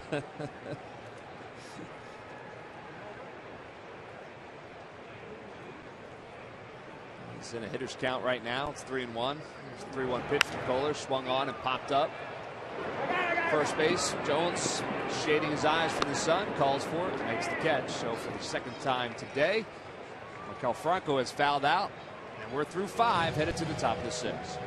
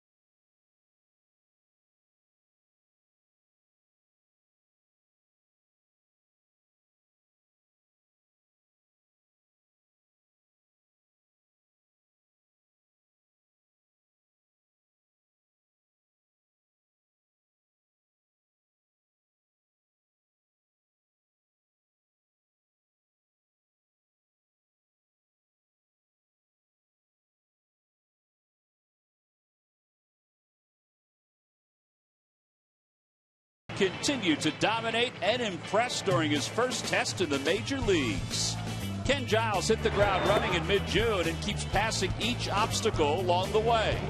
The right-hander allowed a home run in his major league debut. That was the last one, and he only allowed an earned run in 4 of his first 37 appearances. The 23-year-old with an ERA in the low 1s has found a comfort zone in the back of the bullpen. And it's brought to you by Independence Blue Cross. Live fearless. Well, Ken Giles has been very good for the Phils. That's Hannibal. He's entertaining the crowd in between innings. He actually had a dance-off, guys, with the Philly fanatic. What do you think won that one? No doubt, the fanatic. That's right. I think he stacked the judges here in Philadelphia. Pretty good moves by Hannibal. David Buchanan back out here in the top of the 6th. He'll face Jones, Saltalamacchia, and Hernandez. First pitch to Jones is outside for a ball. It's 1-0. Jamie, your thoughts on Buchanan today? No, I don't think he's been overly sharp. I think he's a little sharper than he was his last game, but he's competed. He's had guys on base numerous times. He's wiggled out of it, only giving up 1 run. And, the Phillies came back and put a 2-spot up behind it. So it really nullified that one. And they have a 2-run lead. And David can get through another 2+ innings. I think he'd be very pleased with his outing today. Just outside for a ball. It's 2-1 to Garrett Jones. He's 0 for 2 on the afternoon. And here's kind of what I was talking about in pregame about David having to use his pitches and know when to throw strikes, when not to throw strikes. Now facing the Marlins lineup for the 3rd time around, that's what he's going to have to learn as he goes through the early parts of his career. Got that fastball over. Got Garrett Jones swinging on that one. Evens up the count at 2-2. So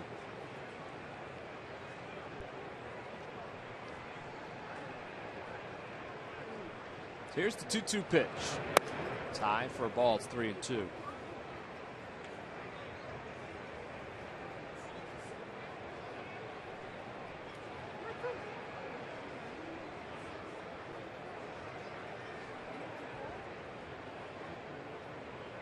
Buchanan gets the sign from Ruiz. When David is really sharp, he really kind of comes at you like if anybody saw Kyle's game last night. A lot of first pitch strikes. Today, David has 6 first pitch strikes. 3-2 pitch, swing and a miss. He got him the second strikeout on the afternoon for David Buchanan. And that's a big one here to start off the 6th inning. Looked like some kind of a changeup or something there. 3-2, Jamie. Very good changeup. Yeah. I love the confidence both David has and Carlos has in calling that pitch in a 3-2 situation. But again, it's a left-handed hitter. The ball runs away from him. Even it might have been up a little bit, but he got away with it because of the change of speed. And he hasn't abused that pitch. He hasn't overthrown that pitch. So Saltalamacchia steps in, 1 for 2 on the afternoon. First pitch to Jarrett is inside for a ball.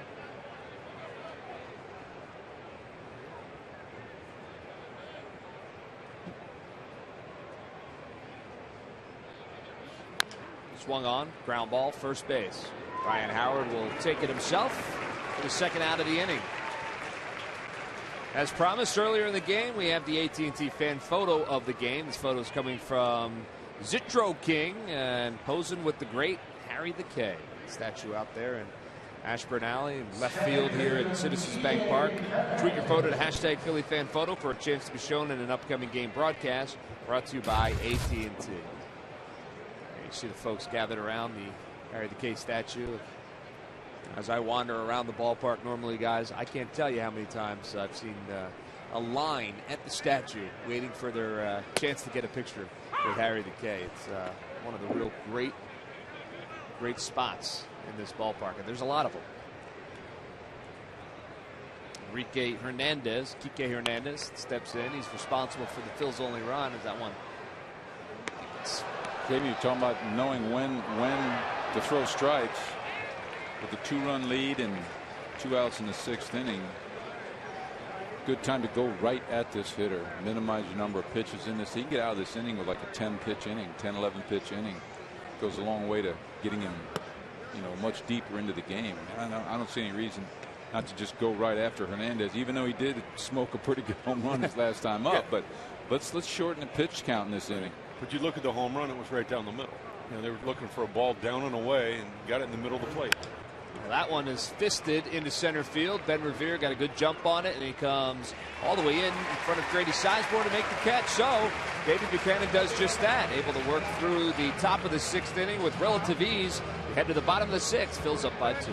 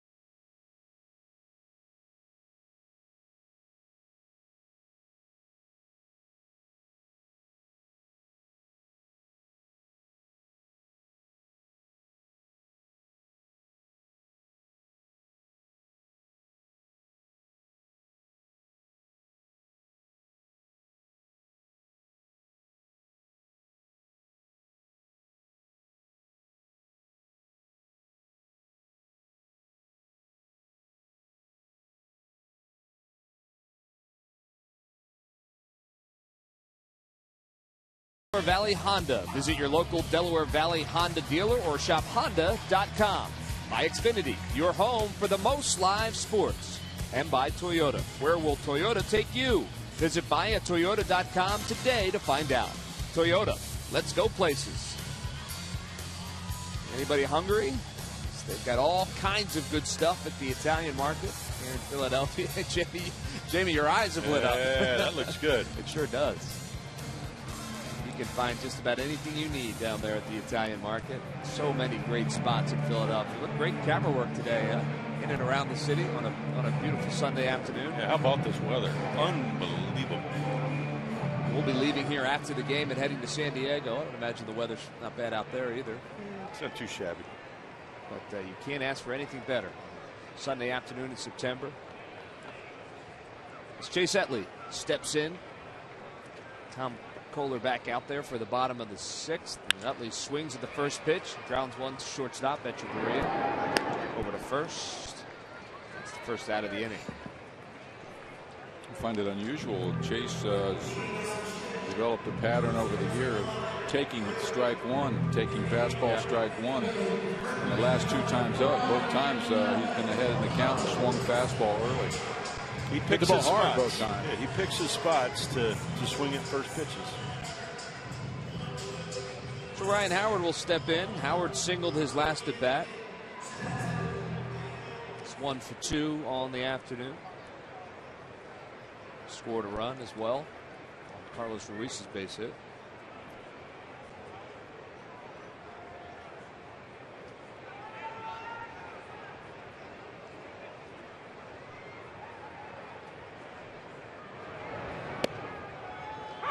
First pitch to Howard's over for a strike.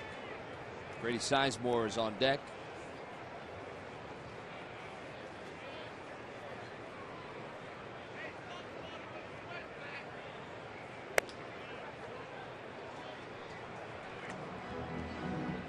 Count it 1-1.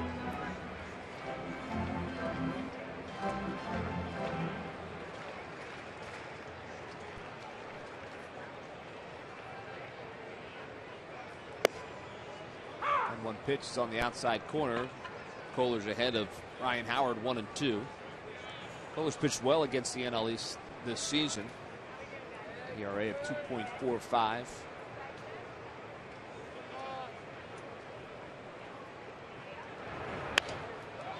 Fouled off.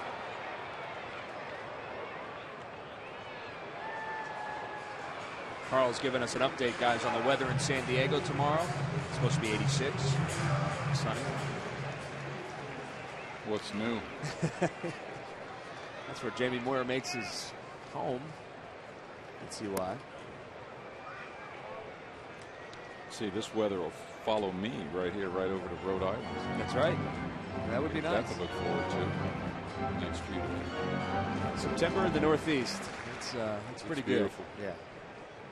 Here's the 2-2 pitch. Swung on and rocketed into right field for a base hit. So Ryan Howard's 2 for 3 today. Well, every time the Phillies retire the opposing team 1-2-3, Comcast will make a contribution to Phillies charities. Phillies baseball is brought to you by Xfinity. It's your home for the most live sports. Good at bat by Ryan, worked him into a 2-strike count and got the breaking ball on the backdoor attempt that broke right over the heart of the plate. Ryan squared that thing up very nicely. That's good to see. Yeah. Grady Sizemore will step in.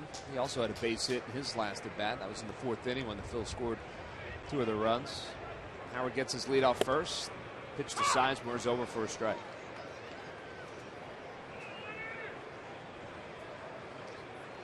Starting to mill around again in the Miami Marlins bullpen. Kohler is about to throw his 87th pitch of the afternoon. That one is swung on, and nice play by Jones. Steps on the bag for 1 and then throws it out in the left field. Howard's going to try to advance to third. There won't be a throw. Some nice base running by Ryan Howard. Gets all the way to third base on the error by Jones. That has been a problem for him all season long. His throws from first base, and deposits that one out in the left field. The Phils take advantage and have a runner on third base. Well, you were right about nice base running by Ryan Howard. I think Ryan senses a double play throw coming here and really decides not to slide, sort of like run right at the. Whoa. Thought he was trying to. What Ryan was trying to do is trying to get in the way of the throw to second base. So that big body out there, the ball has to go around him. But first baseman threw wild, trying to keep from hitting Ryan Howard with the ball. Ryan goes to third. 3 unassisted is the put out, and the error goes to E3. Take another look. It was a nice play by Jones, able to see there. He says you got to throw. That's a great camera angle right there. First baseman has to throw around Ryan Howard. It's a big body to throw around, but that was about 8 feet outside. So, and he did have a good angle to the shortstop coming to the bag. Yeah, he just made a really poor throw. We were talking to some guys with the Marlins earlier, and they said that has been an issue for Jones. The arm down there at first base. So runner on third is Ryan Howard. Don Brown will step in. Big run right here. Yeah, big run for the Phillies. Absolutely. Brown grounded into a double play his last at bat, but he hit it hard. He hits that one hard. Jones is able to get his glove on it. Kohler coming over to cover. Nice play by Jones, so they're able to get out of the inning. Jones makes up for the error, and Phils don't get any runs, but they still have a 3-1 lead.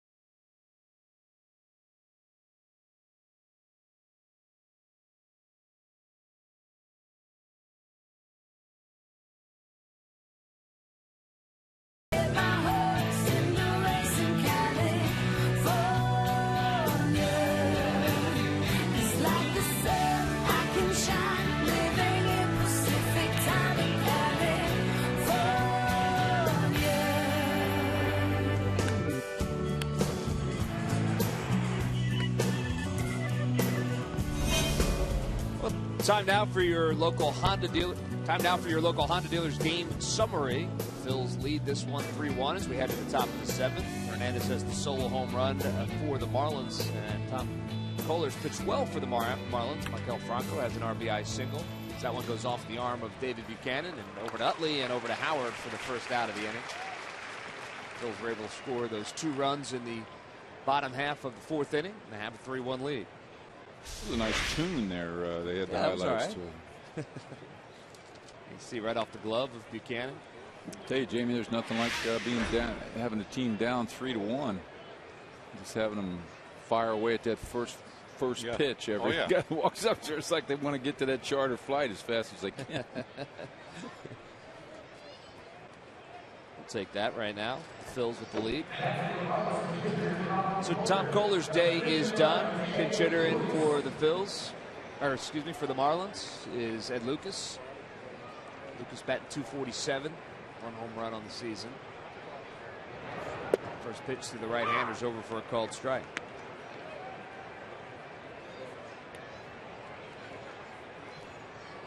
Phils have some action in their bullpen as well as Antonio Bastardo starts to get loose.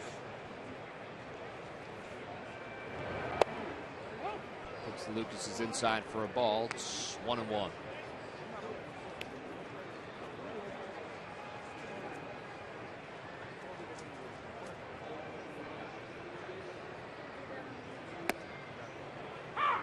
On the outside corner, goes ahead 1-2.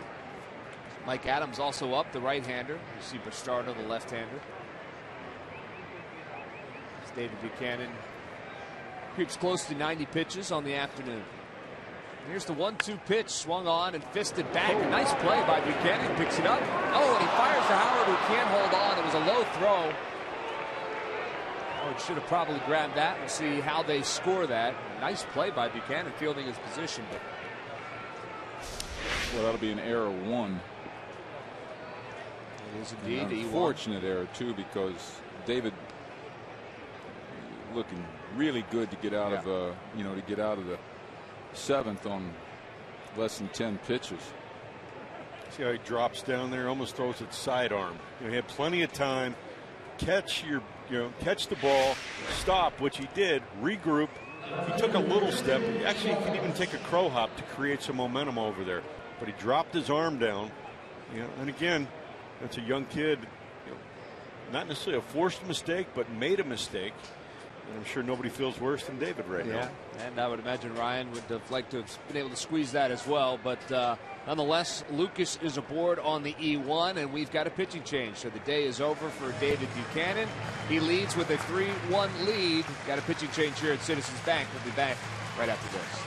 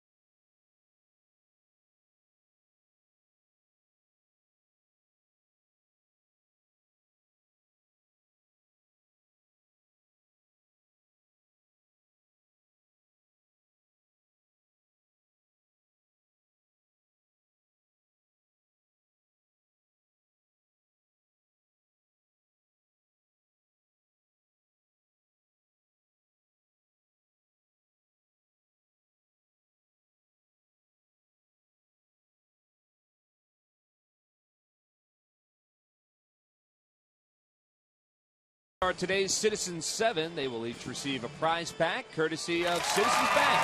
Good banking is simple, clear, and personal, and that is helping you bank better. Citizens Bank. Good banking is good citizenship. Pitching change here. David Buchanan's day is done. He is responsible for the man down there at first base, and he'll hand the ball over to Antonio Bastardo. Comes into this game and will try to help David Buchanan work out of the top of the 7th inning here. You see his numbers. Appearing in his 62nd game is Bastardo. I wondering why David Buchanan got taken out of the game. His 89 pitches. Well, why don't you leave him in? As a starter, let him close out the deal himself. Well, Yelich has been right on him the entire game. Worked that tough first at bat for a base on balls, and then singled his next time up and just missed a home run his last time up. So Ryne Sandberg elected to go get the left-hander.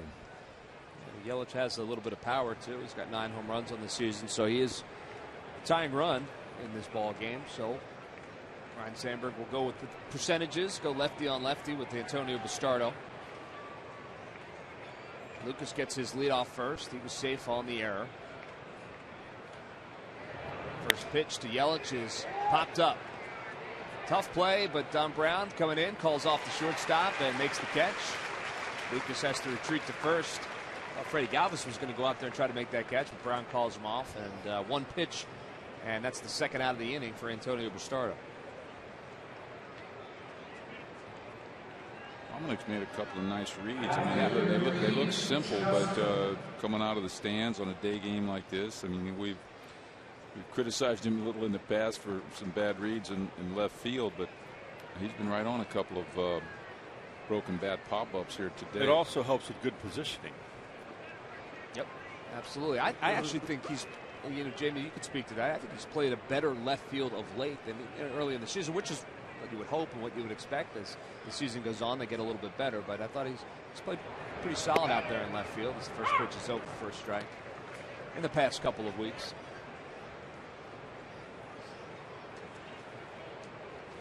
Here, I think you're doing Reed Johnson a favor by throwing a lefty at him. He's a pretty feisty hitter. He's one of those guys, with 2 strikes, I think it's a little bit better from my memory. Covers the plate pretty well, knows the strike zone. And he can give you a long at bat. I've seen him foul off a lot of pitches. The count is even at 1-1 right now to Reed Johnson. He was safe on the error by Freddie Galvis back in the 5th inning. So for 3 on the day. Lucas takes his lead off first, being held on by Ryan Howard. Starter's 1-1 pitch, swung on and missed. It's 1-2. 91-mile-per-hour fastball.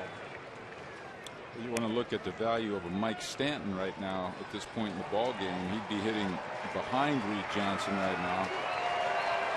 The scope of Reed Johnson's at bat and pitches that he's going to get are totally different than when you look over and see Stanton or you see Casey McGahee, who, with all due respect, is a good hitter, but he's not Mike Stanton or Giancarlo Stanton. Not bad on that. 2 pitches, foul back. Nice catch. At one time he was Mike, right? Yes, he was.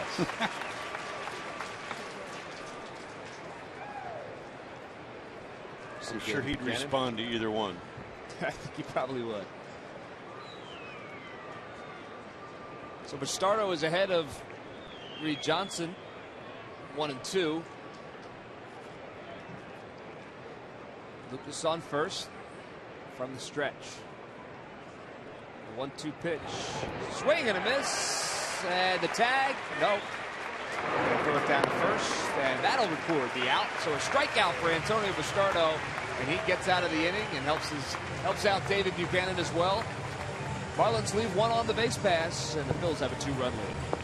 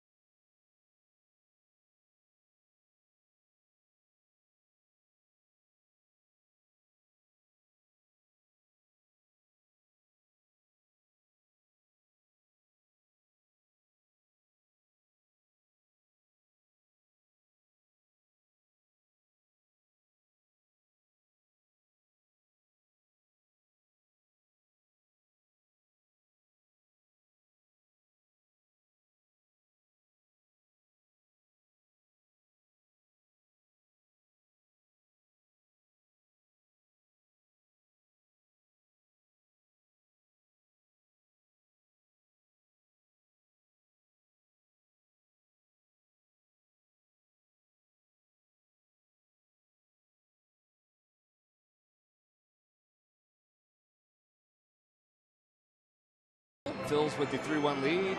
We're in the bottom of the 7th. Nice job by Antonio Bastardo to help out David Buchanan finish out that inning. He's having a conversation with Ryan Sandberg right now.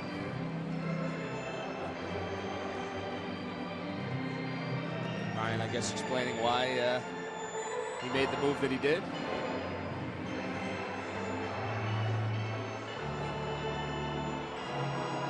David did a nice job today here this afternoon.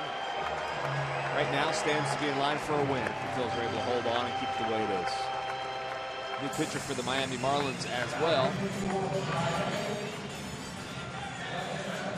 Carter Capps appearing in his 12th game. An ERA of 3.00. Right-hander.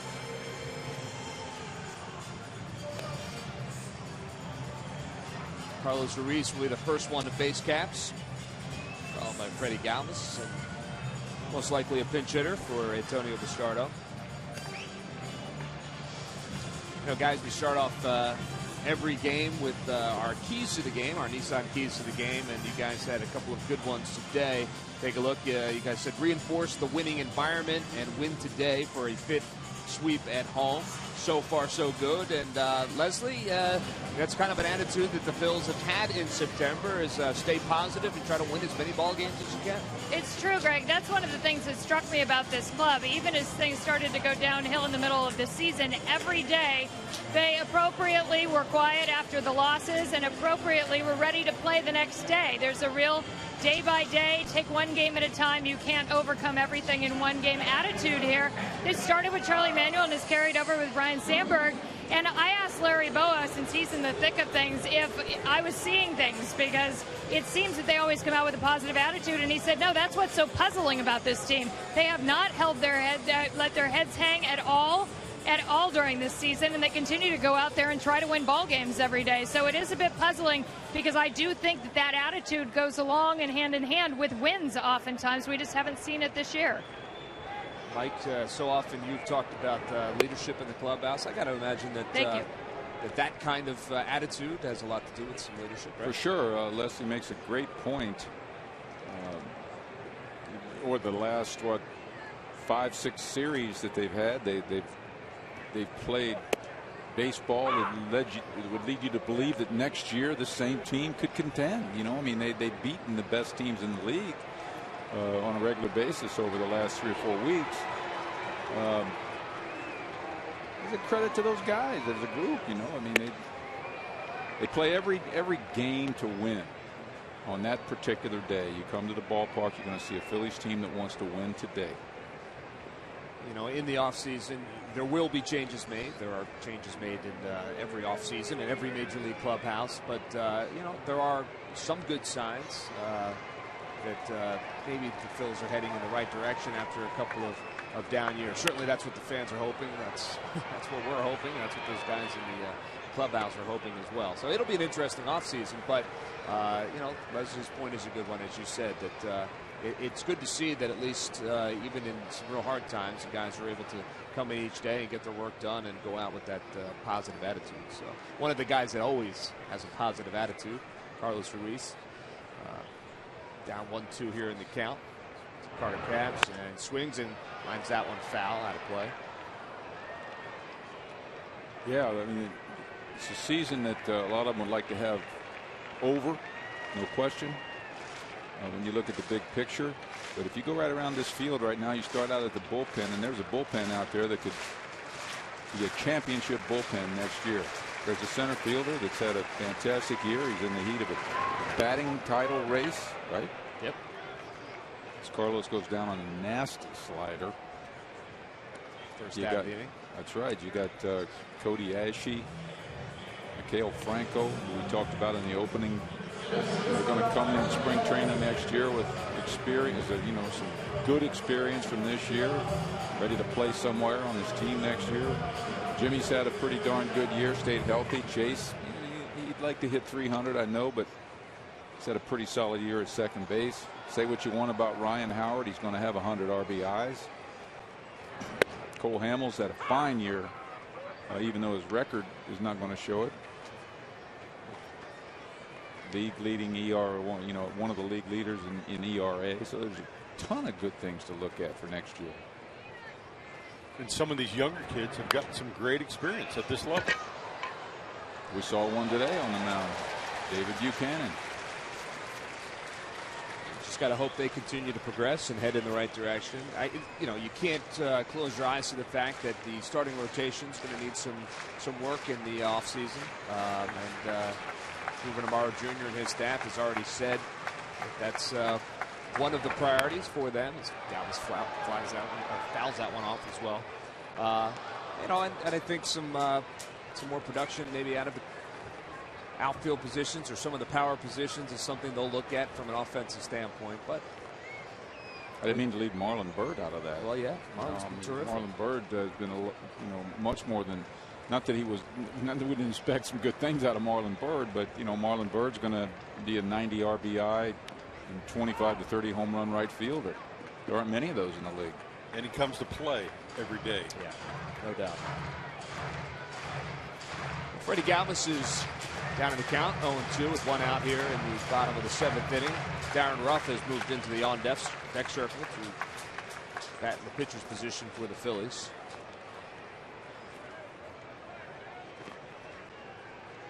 The 2 pitch to Galvis. Check swing. They're going to say he went around. Saltalamacchia makes the throw down to first, and that is a strikeout for Carter Capps, second out of the inning. Coming up after the game, a full recap, plus Marlon Anderson gives his analysis on today's series finale between the Phillies and the Marlins. It's only on Pure Auto Insurance presents Phillies post-game live right after our game. Darren Ruff will step in. He'll be the pinch hitter. You're looking for question marks next year. I think Darren at the plate right now is one. What's Darren Ruff's future look like? Dominic Brown, left field. I think Grady Sizemore is, in that mix. Only 31. A lot of people think he's older. Grady Sizemore's a good player. Not sure if he would take a utility role, but I think he would add a lot to this ball club. I agree. As Darren Ruff skies that one to left field, but it's not deep, and Ozuna moves over and calls off Christian Yelich, makes the catch, and that's the final out of the inning. So an easy inning for Carter Capps to go down 1-2-3. We head to the top of the 8th. Bills up by 2.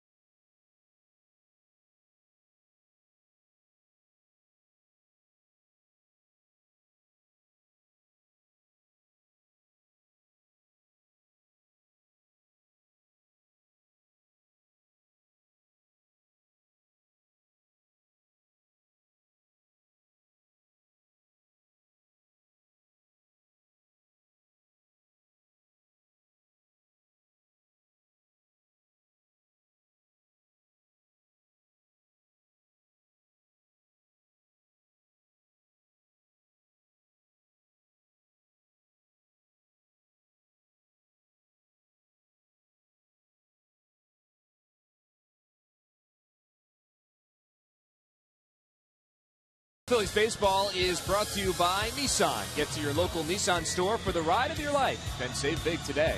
By AT&T, mobilizing your world.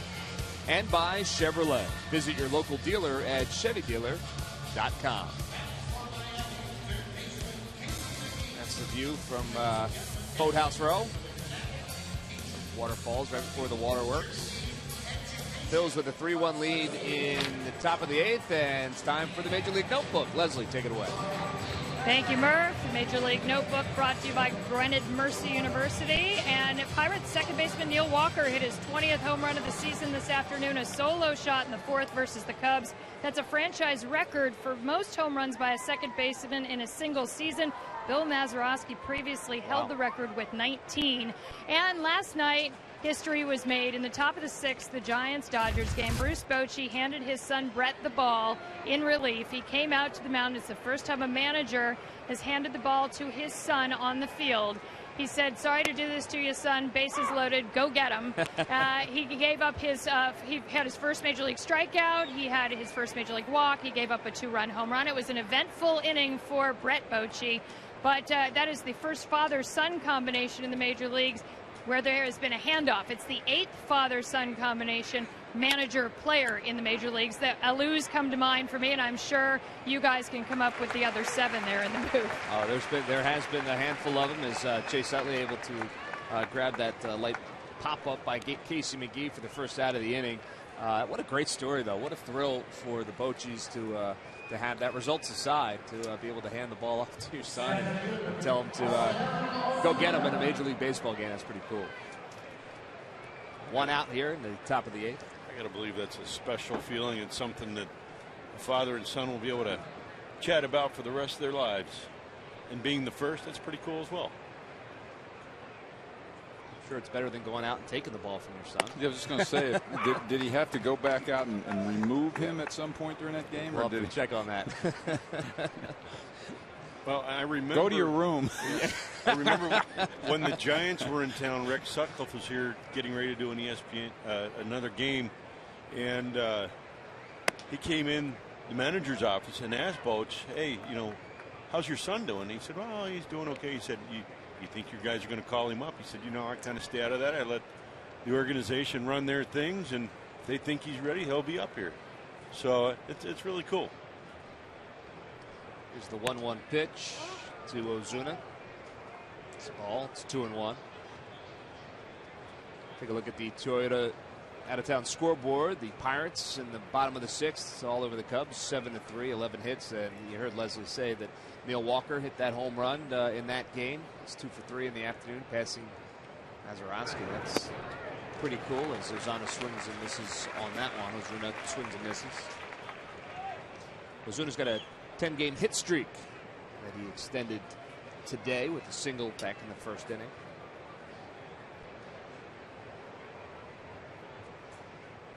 Justin DeFreitas on the hill for the Phils. He's got the count even 2-2 to Ozuna. It's outside for a ball. It's 3-2.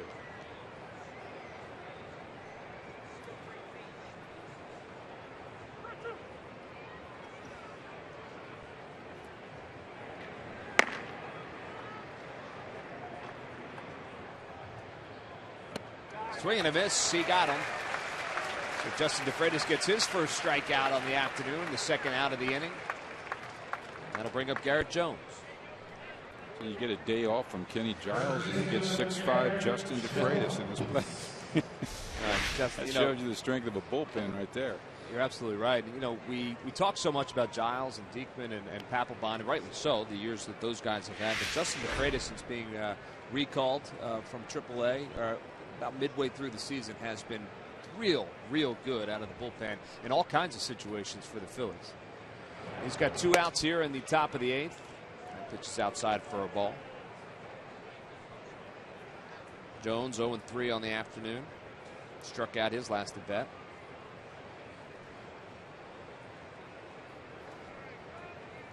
Phils have the shift on for the left-handed hitting Jones. And he pops that one to the left side of the diamond. Dominic Brown has a beat on it, coming over to the foul line and makes the catch for the 3rd out of the inning. So an easy inning for Justin DeFreitas. Another good inning for the Phillies bullpen. Head to the bottom of the 8th. Phils up by 2.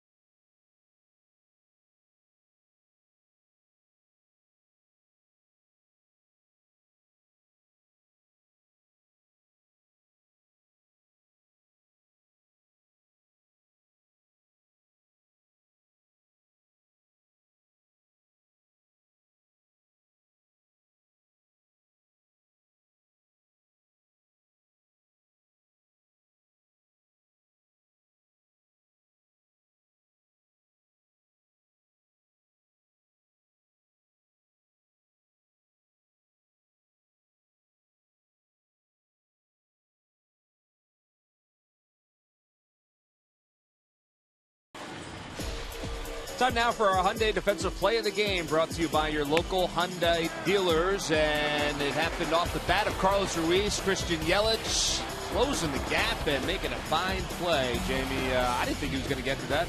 Yeah, off the bat, I thought it had a chance of leaving the ballpark, but all of a sudden the ball just kind of hung up in the air. And Christian Yelich went a long way for that ball and made a great play. Yeah, you see our Subway box score, and only Dominic Brown of the starters doesn't have a hit, but I'll say Dominic Brown's hit the ball hard all 3 times he's been up. So nice job for the Phils. Everybody else with 1 hit. Everybody a little bit of a part of what we've got going here as we head to the bottom of the 8th. Phils up with a 3-1 lead. Beautiful Sunday afternoon. Sundays with Schmidt. Here, our second to last Sunday. Mike will be back in the final game of the season against the Atlanta Braves. Jamie Moyer, Greg Murphy, and for Tom McCarthy today, who's calling the NFL. Buffalo and Miami. It's got a good game going on there. 26-10. Buffalo is up on top of Miami in the 4th quarter. Tom's got a chance to call some offensive action. Leslie Goodell with us as well today. When this game is over, the Phils will head to San Diego. The Marlins are headed to New York to take on the Mets.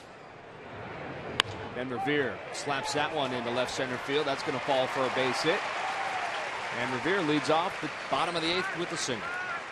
That's good to see. 2-hit day for Ben as he heads on the road tomorrow. I'd like to see him get back in this batting title chase. Right now, Pittsburgh Pirates have 2 guys near the top of that list. Harrison, we saw him here. He had a real good series in Philadelphia. As the Andrew McCutchen seems to always have a good series in Philadelphia. Those 2 guys are still very much in the conversation. But so is Ben, who's got his average back up to 310. Michael Franco steps in. He's got a base hit today. Ben Revere's back. Yeah, those first 3 Pirate hitters are very impressive. We're talking about Harrison, center fielder. McCutchen. Yeah. And how can I not think of his name? Starling Marte. Ben Revere on a pitch out is stealing second, and the throw gets thrown into center field. Revere's on his way to third. Ozuna up with it, strong throw, but not in time. And Ben Revere ends up at third base, stolen base, and E2 on Saltalamacchia. Revere gets up limping off of third base. Revere always gets up limping. He does. It does seem that way. He's got that pesky screw Mickey in that Rivers, foot. the current day Mickey Rivers. That was a great trip around the bases there. First was a pitch out. They guessed right on the pitch out. I think he was going to be safe even with a good throw. Terrific jump. And with the head first slide into second, he still could get up and make it to third. I'll tell you, a nice backup job by Ozuna, who was charging in, picked up that ball, made a pretty strong throw to third base. But Jamie Revere gets all the way around to third. And Jamie likes that 4th run, too, so that's a big one. Remember, if you get 4, they got to get 5. That's right. Jonathan Papelbon is warming up in the Phillies bullpen. We weren't sure whether or not he'd be available tonight. So obviously he is. Franco takes a big hack and swings through it. One more run would be just fine. Still a safe Well, I'd like situation. to watch this at bat now after the big hack that you're talking about, how we can go to a contact stroke right here, because basically all that's needed is contact to get the run in from third. Miami has their infield in, but another big swing from Franco. That's 1 and 2 right now.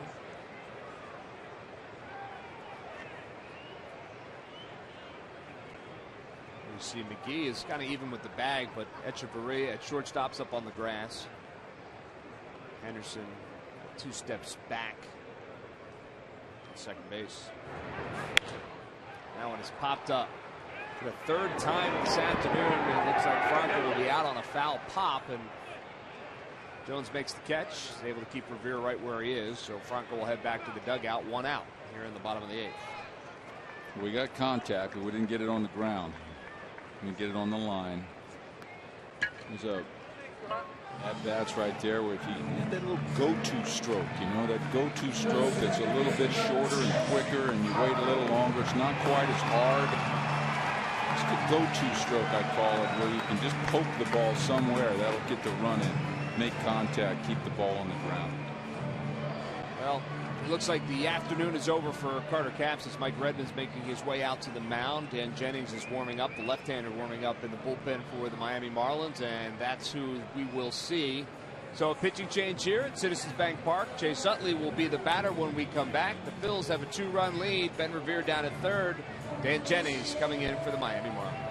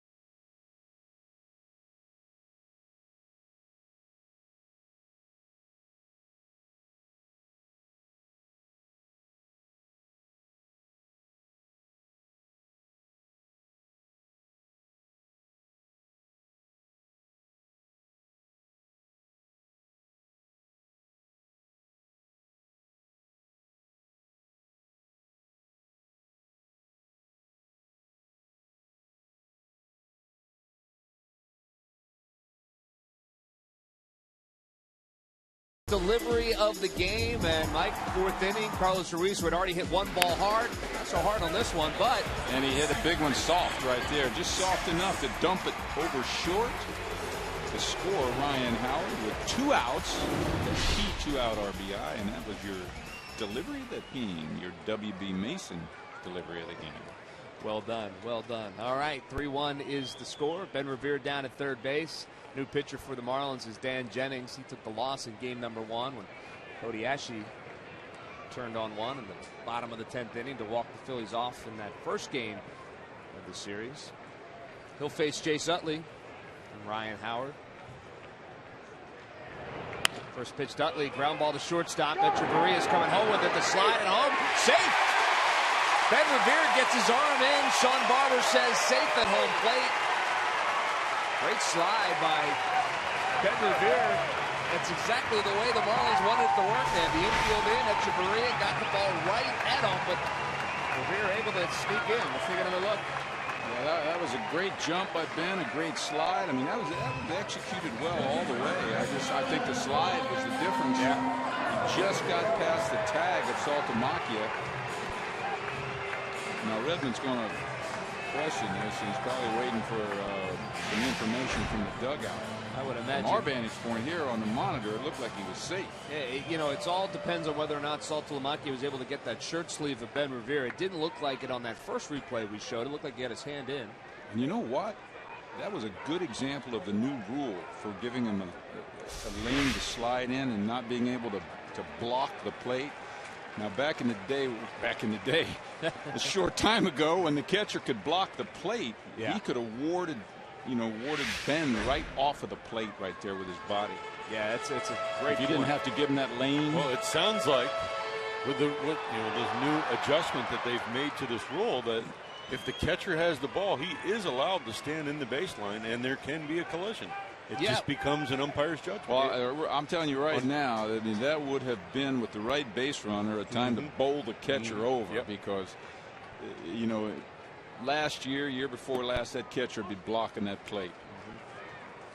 Well, nonetheless, it's a run for the Phils. You saw that replay. It was pretty clear that Ben Revere got his hand in on the plate, so a terrific slide by him, avoiding the tag of Saltalamacchia. The Phils now up 4-1 in the 8th inning. Some insurance runs. Chase Utley is down there at first. Throw over. He gets back. Ryan Howard's at the plate.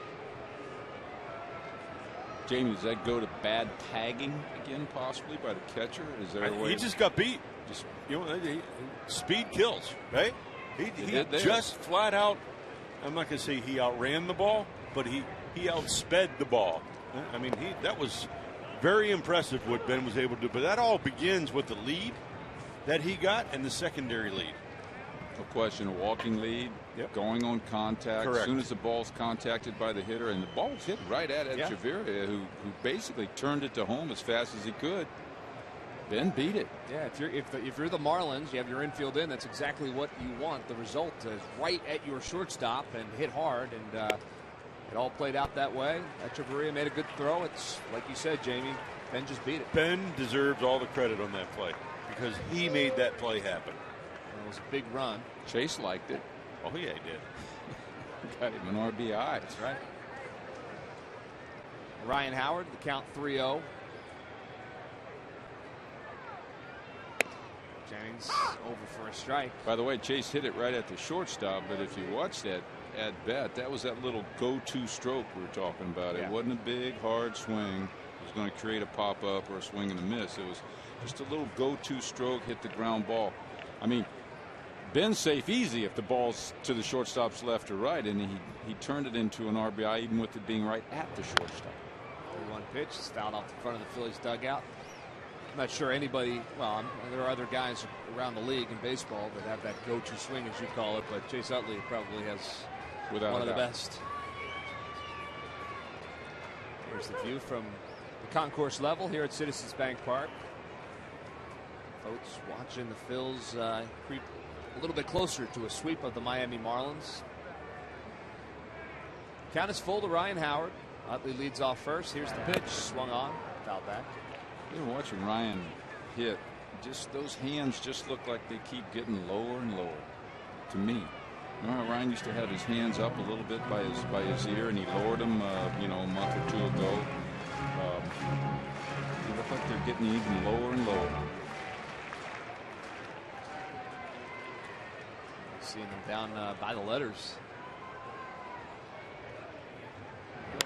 And he swings and he hits that one to left field. It's going to fall in front of Christian Yelich. So another base hit for Ryan Howard. Working for him.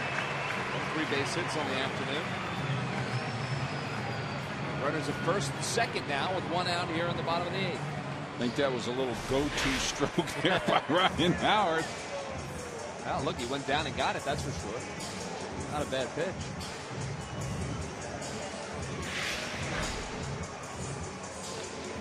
So that'll bring up Grady Sizemore. Sizemore has a base hit. Today's game back in the 4th inning.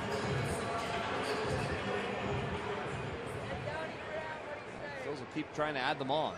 Jonathan Papelbon, we told you, is warming up in the bullpen, but if the Phils were able to add another run or two, we might see somebody else get up.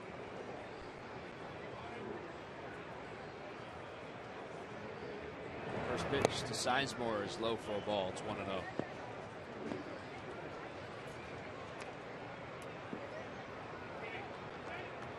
And I like too that the Phillies have been able to, they haven't added on a great deal, but they continue to add on. I mean, I've played on some teams where you score a couple runs and then they just kind of shift it into neutral. Adding on is important, and having the ability to do that.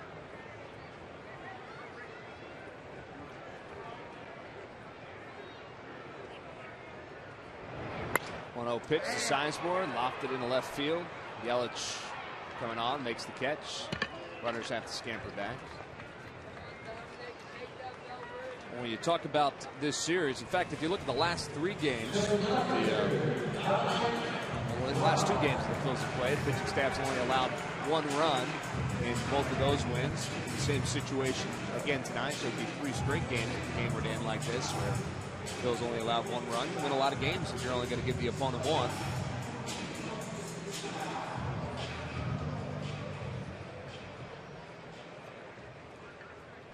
Dominic Brown will be the hitter.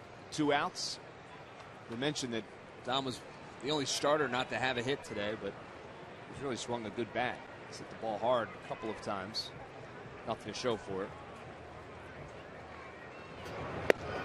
He swings through that one. It's 0-1.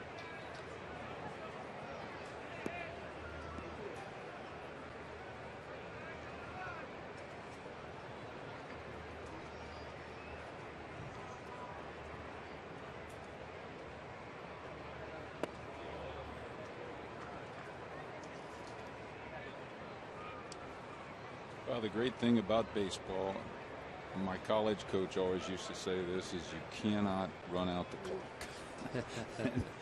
There's no clock every in this game. at-bat counts, every pitch counts. No matter what the score in the game is, they're all stats and they all count. Timeout. Sean Barber. I guess Dom asked for time. That is the truth. That's why they say getting those final 3 outs in the 9th inning are always the toughest in baseball. That final out.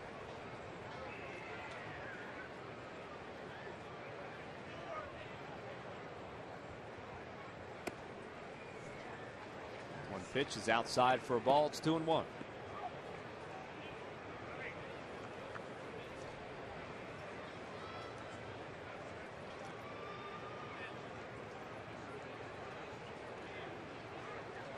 Utley leads off second. Howard off of first.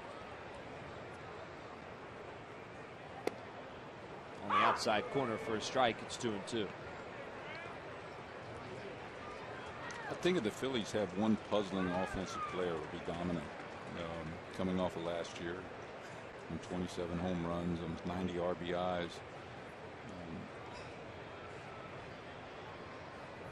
Why there was a drop off this year. It was mechanical, physical. It's not. It's hard to put a finger on that.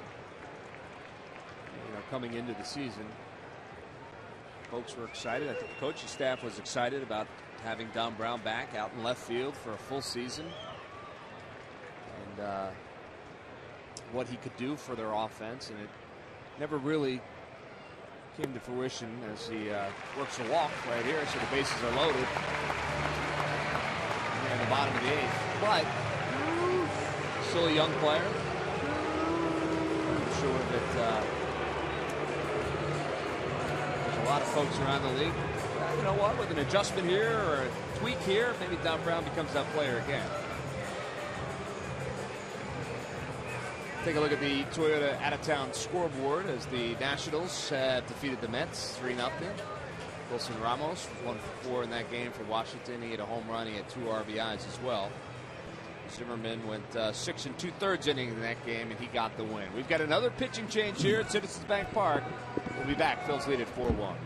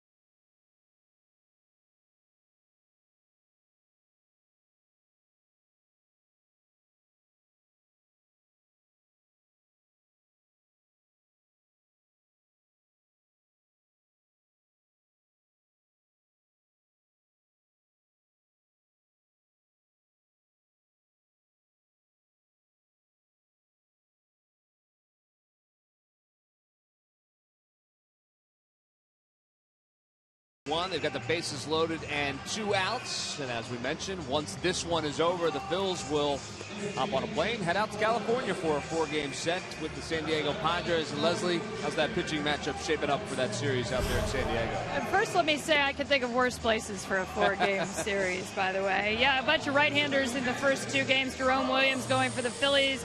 Andrew Kashner for the Padres. A.J. Burnett follows that up against Ian Kennedy. Cole Hamels looks to get closer to that 200 innings he's hoping for this year in the 3rd game. And another lefty, Eric Stoltz, coming out for San Diego in that one. And then Kyle Kendrick making his second to last start this season. He'll be opposed by Tyson Ross. And I'm thinking this is a tough assignment for you guys, and I should probably go and carry your notebook, Greg. We'll see what we can do, Leslie, to make that happen. As Carlos Ruiz steps in, bases loaded. New pitcher for the Marlins is Anthony DeSclafani, 1-2 with an ERA of 7.14. DeSclafani from Freehold, New Jersey, far up the New Jersey Turnpike, exit 7A. He was a New York Yankees fan growing up. He told Leslie earlier this week. The pitch is over, or actually on the outside for a ball. It's 1-1 to Carlos Ruiz. If DeSclafani's name sounds familiar, Jamie, it's because he was part of the whole Giancarlo Stanton story a couple days ago in Milwaukee. He was the one that was came in to pitch and hit Carlos Gomez, was ejected from the game, and has since been suspended by Major League Baseball for 3 games, but he's appealing that suspension, so able to pitch here today. So he has a pretty good arm, 4-pitch pitcher, 91 to 94 mile an hour fastball, slider, changeup, curveball. Fastball's inside for a ball. It's 2-1.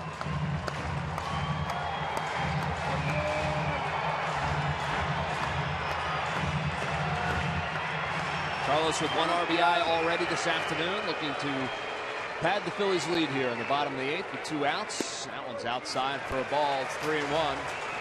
Carlos Ruiz. Something's got to happen here. No room on the bases. Carlos, for the majority of the time, puts the ball in play. Pretty good spot for Carlos Ruiz as a hitter here. Count is 3-1. DeSclafani gets his sign. 3-1 pitch. Swung on. Ground ball, third base. Picked up by McGee and bobbled. Only to say it was foul ball off of Ruiz's foot.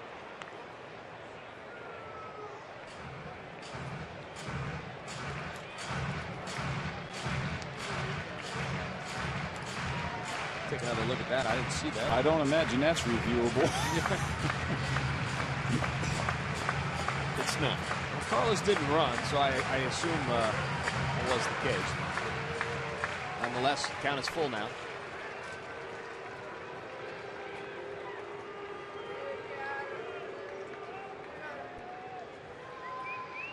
3-2 pitch. Swung on and hit down first base. Picked up by Jones, and he steps on first base for the final out. But the Phils add another one. They've got a 3-run lead, so it'll be Jonathan Papelbon time when we come back.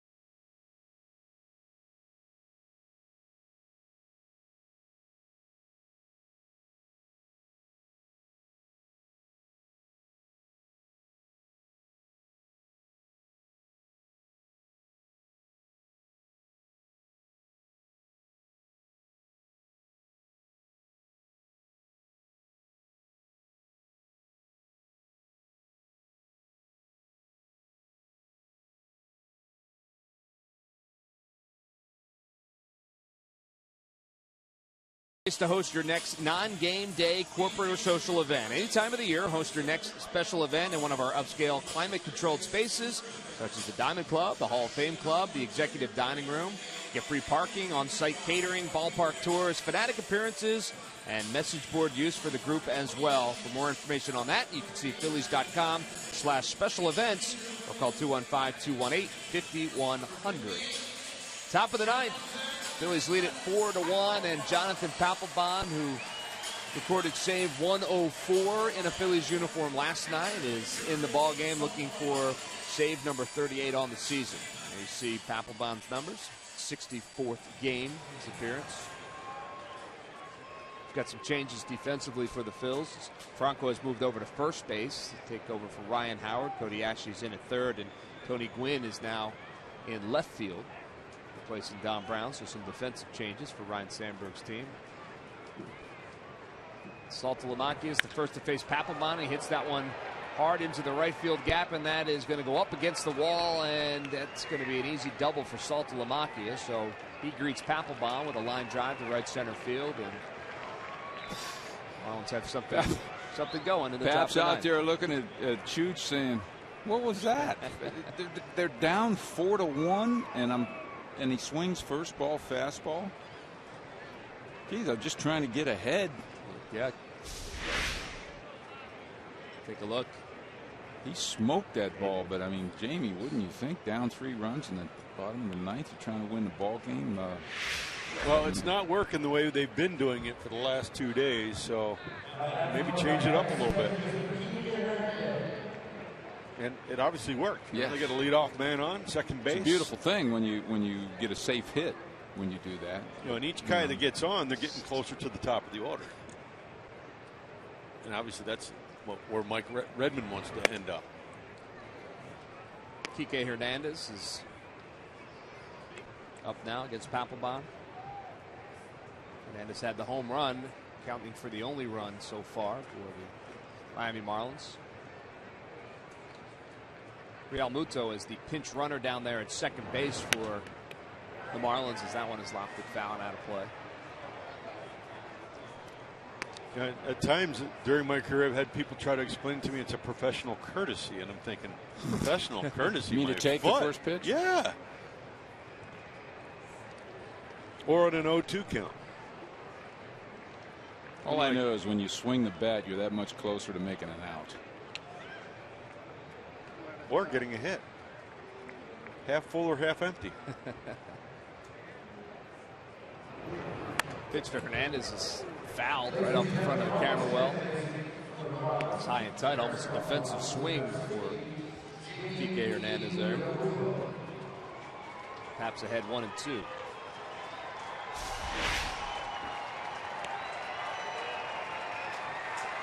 Well, as we talked last night, Murph, and here again today, location is important. With Saltalamacchia there, Carlos was looking for a ball in, and the ball ran back out over the plate. And Saltalamacchia hit that ball well, but that previous pitch to Hernandez was a fastball in. He could do absolutely nothing with it, and the pitch before that, he held off the front of the camera well.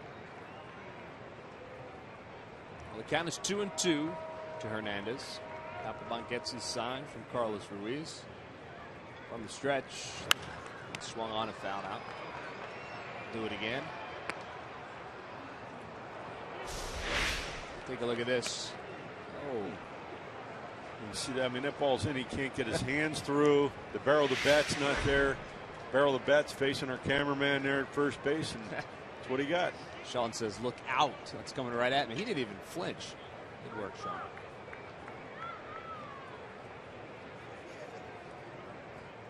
Here's the 2-2 pitch. Outside for a ball. It's 3-2.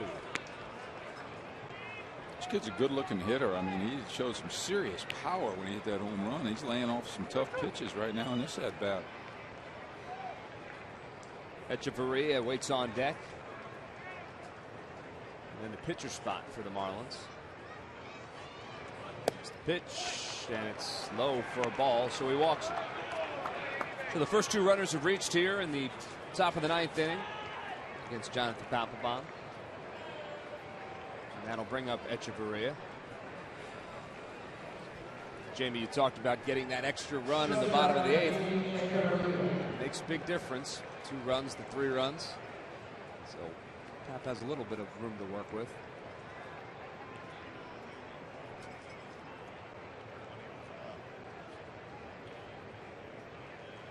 Danny Valdespin has moved on into the on-deck circle for the Marlins.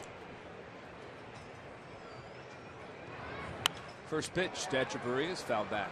It's 0-1.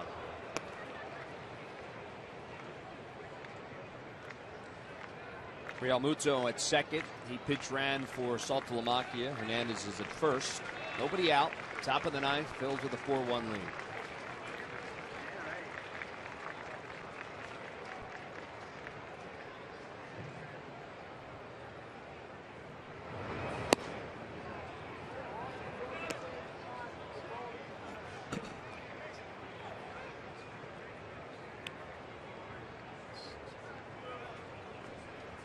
Echeverria have his greatest game of his career right here at our park one time.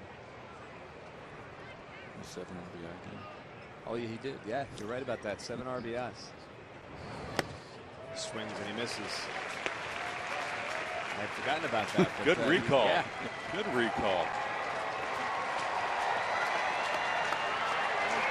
I'm sure he hasn't forgotten about that. Well, he's behind Papelbon now, 1-2. Strikeout would go a long way right here for Jonathan Papelbon.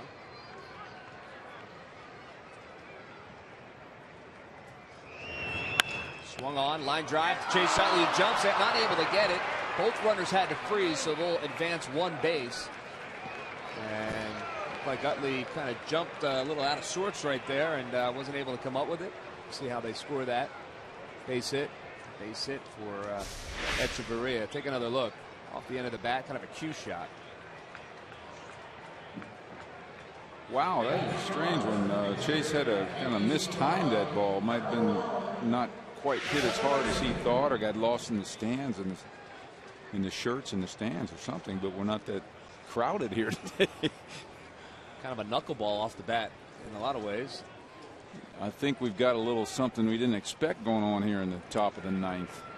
Yeah, it's been a strange inning so far. Jamie, I like that fourth run. Yeah, that fourth run's looking better and better as we speak. Jordani Valdespin, third straight game he's come in for the Marlins as a pinch hitter. He's got the bases loaded here. Phils will gladly trade 2 outs for a run here. Feel the double play depth. First pitch inside for a ball. It's 1-0.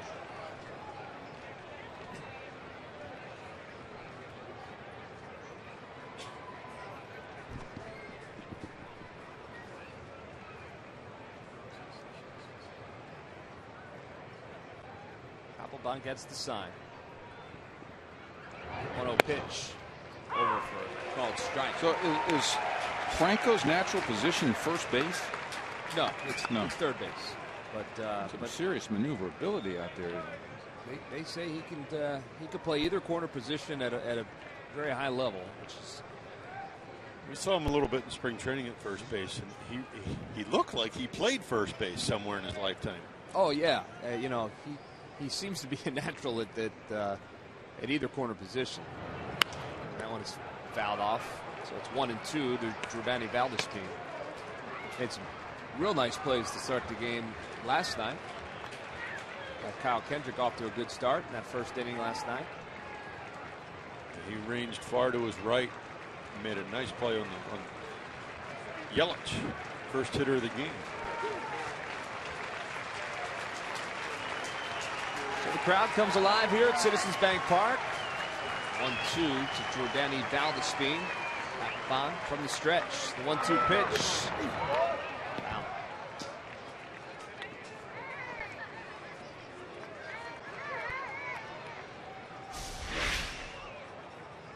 See Carlos Ruiz sneaking in, setting up inside. Good pitch. Good slider on his body line there, and forcing Valdespin to try to do something with it. That ball's hard to keep fair.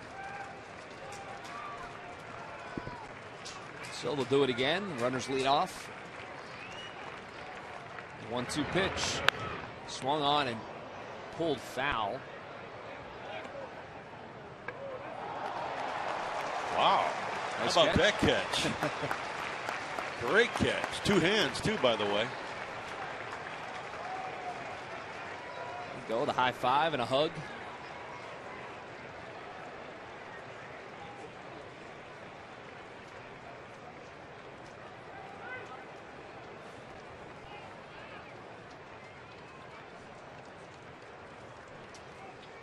Here's the 1-2 pitch. Outside for a ball. It's 2-2. Just missed his spot.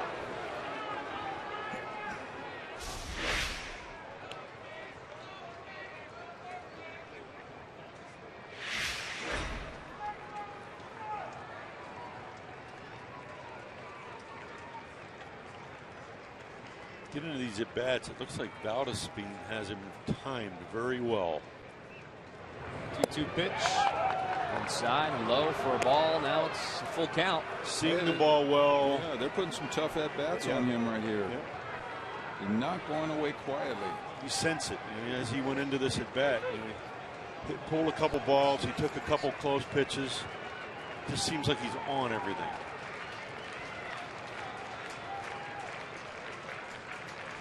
No room to put him. Full count here. 3-2. Bases loaded. Here's the 3-2 pitch. Foul back. Straight back. Look out. People diving left and right. That one went over the Marlins dugout in a hurry. We'll do it again.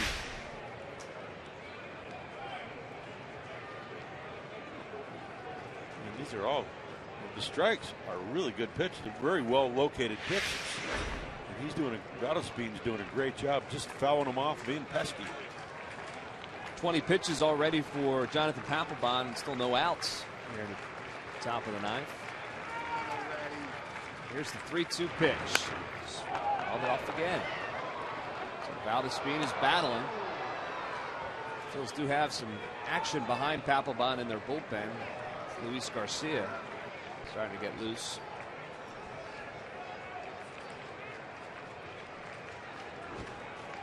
Leads you to believe that Ken Giles is not available today.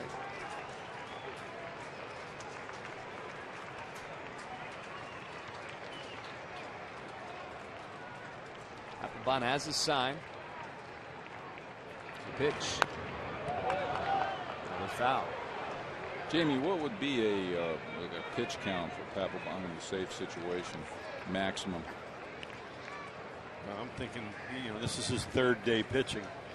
His 2 previous days were not taxing on him, but I'm thinking 30 pitches, 35 pitches.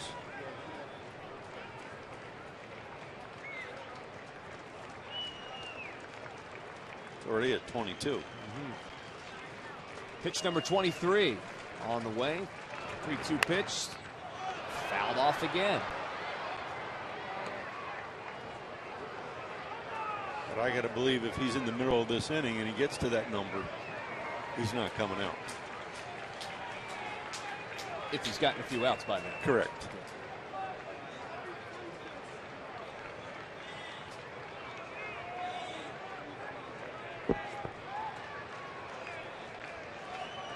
So Ruiz gives the sign. Runners leading off. Bases loaded. Top of the ninth. Here's the 3-2 pitch. Ground ball, first base. Franco has it. Going to go over the bag and tag it, get the first out. Runners will advance and a run scores. So 1 out in the inning. And the Phillies lead is cut to 4-2. Well, that was a smart play, too. I mean, it seems simple to everybody that's run over and touch first base, but the option to throw to home was there. The option to throw to second was there. Not only that, and the sun's coming through the stadium, and that ball caught a little bit of the sun, as you can see here in that camera angle. That high chopper, I guarantee you that ball's right there in the sun. So just taking the sure out. Again, Jamie's 4th run looms big in that situation right there. So take advantage of having that 4th run. It was a 12-pitch at bat for the pinch hitter Jordani Valdespin, and now the top of the order is up for the Marlins. And the key there too, the tying run now moves to second base. Yep. So Christian Yelich was 1 for 4 on the afternoon, as you see the shadows Mike was talking about. I think advantage Papelbon with those shadows right now, right? You would hope. You would hope. Yelich has swung the bat pretty well today. Looks pretty comfortable at the plate. First pitch is outside for a ball. It's 1-0. It'll be Yelich and then Reed Johnson.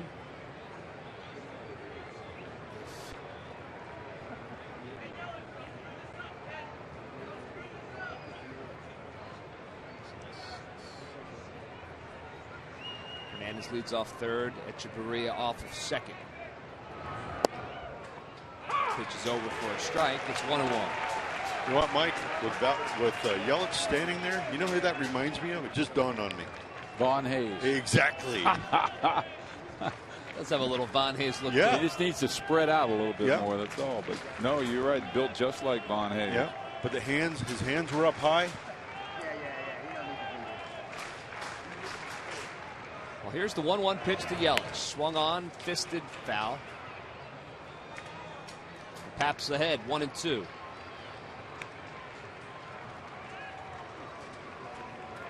Looking for save 105 in a Phillies uniform, and he's had to work for it. 9 balls, 18 strikes. The Papelbon here in the top of the 9th.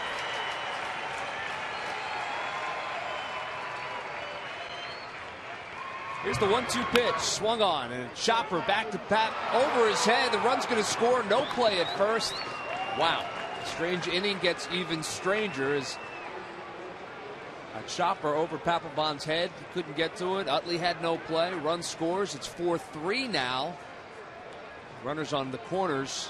And still just 1 out. And Bob McClure is going to have a conversation with Jonathan Papelbon. Strange inning. He starts off with Saltalamacchia swinging at the pitch he should have been taking, hitting a double. Crazy things. The Marlins are putting some really good at-bats on. You got to give them that. Look at that, right out of the reach of Papelbon. By the time Utley was able to glove it, Yelich was just about at first base.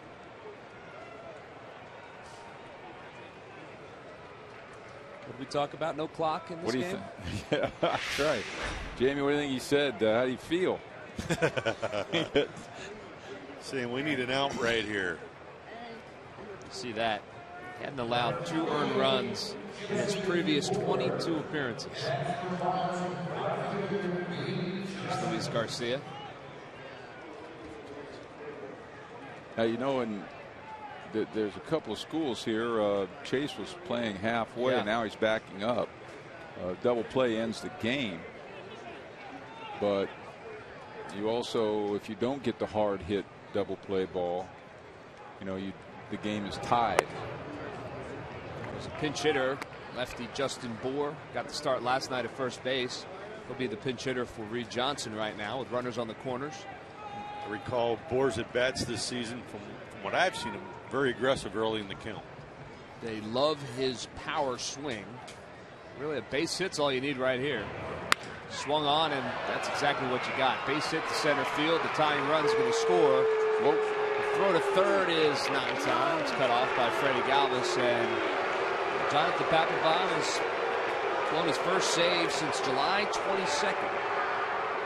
It's been a pretty good run for Papelbon, but with a 3-run lead, you would think that he would have been able to lock it down. But well, that was good base running by Yelich right there.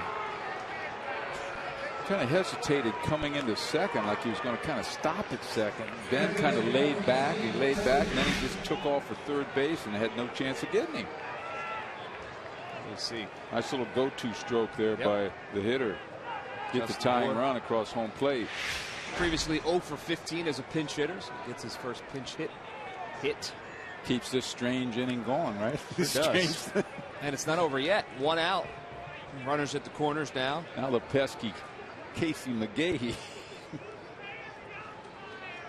see McGahee has 1 hit on the afternoon and swings at the first pitch, fouls it back. 0-1.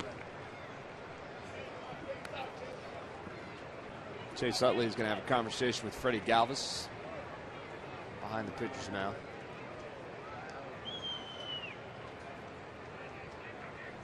Sure glad Chase had covered his mouth there. We'd have been able to read what he was saying. I was looking. So the infield is in. And here's the 0-1 pitch to McGee. It's high for a ball. It's 1-1.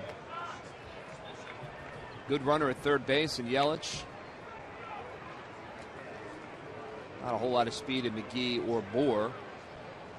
But the Phils will try to cut that run off.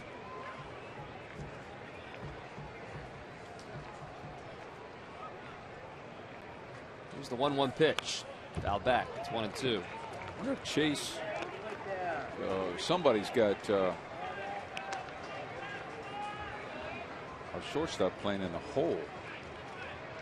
This is McGahee, that much of a pull hitter on the ground. He's hit several balls in that direction this series on the ground.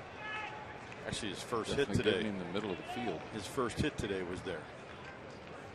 Pitch is high. All it's 2-2 now. It's Casey McGee. That blown save for Papelbon was the first one in his career against the Marlins. He had previously been 18 for 18 against Miami. Save opportunities.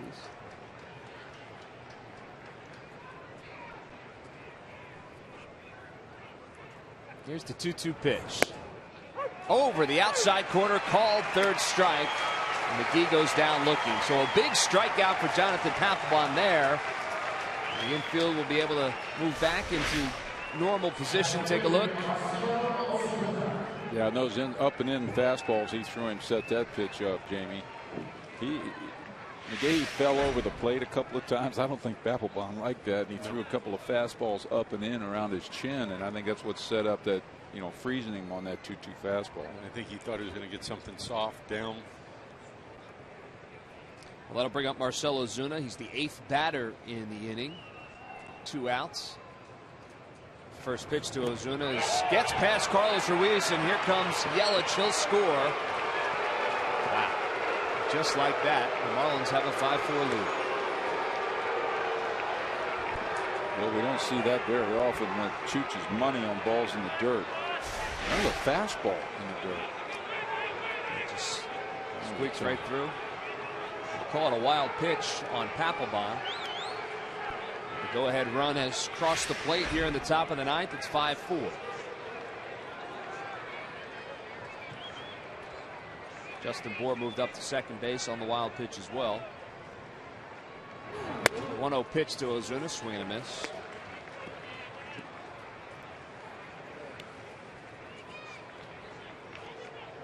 I got to be honest with you guys, I didn't see this coming. I did not either. I didn't see it coming, but as the inning started to happen, for me, the at bat with Valdespin kind of changed my thinking. 12 pitches. Hard ground ball, but right at Freddie Galvis. Should end the inning, and it does, but not before the Marlins put 4 runs on the board in the top of the 9th. They erase a 3-run lead for the Phils. They go ahead 5-4, but Phils get one more chance. We're headed to the bottom of the 9th. Phils down 1.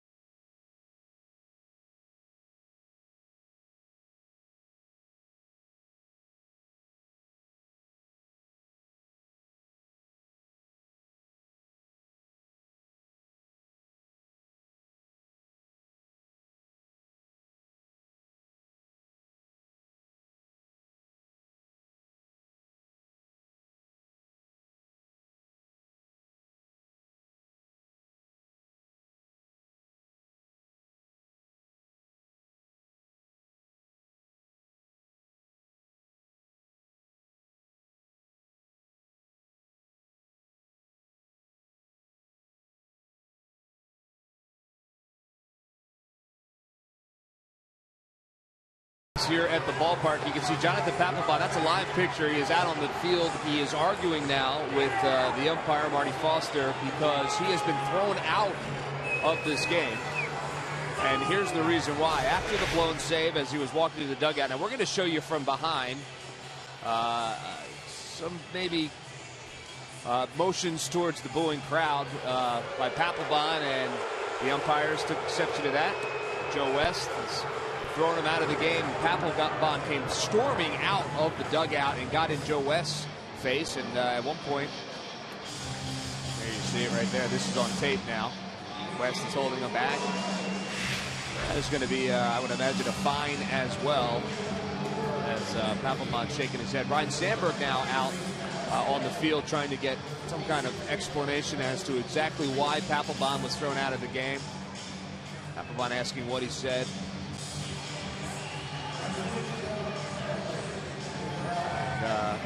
And, you can surmise as to why he was tossed out of the game.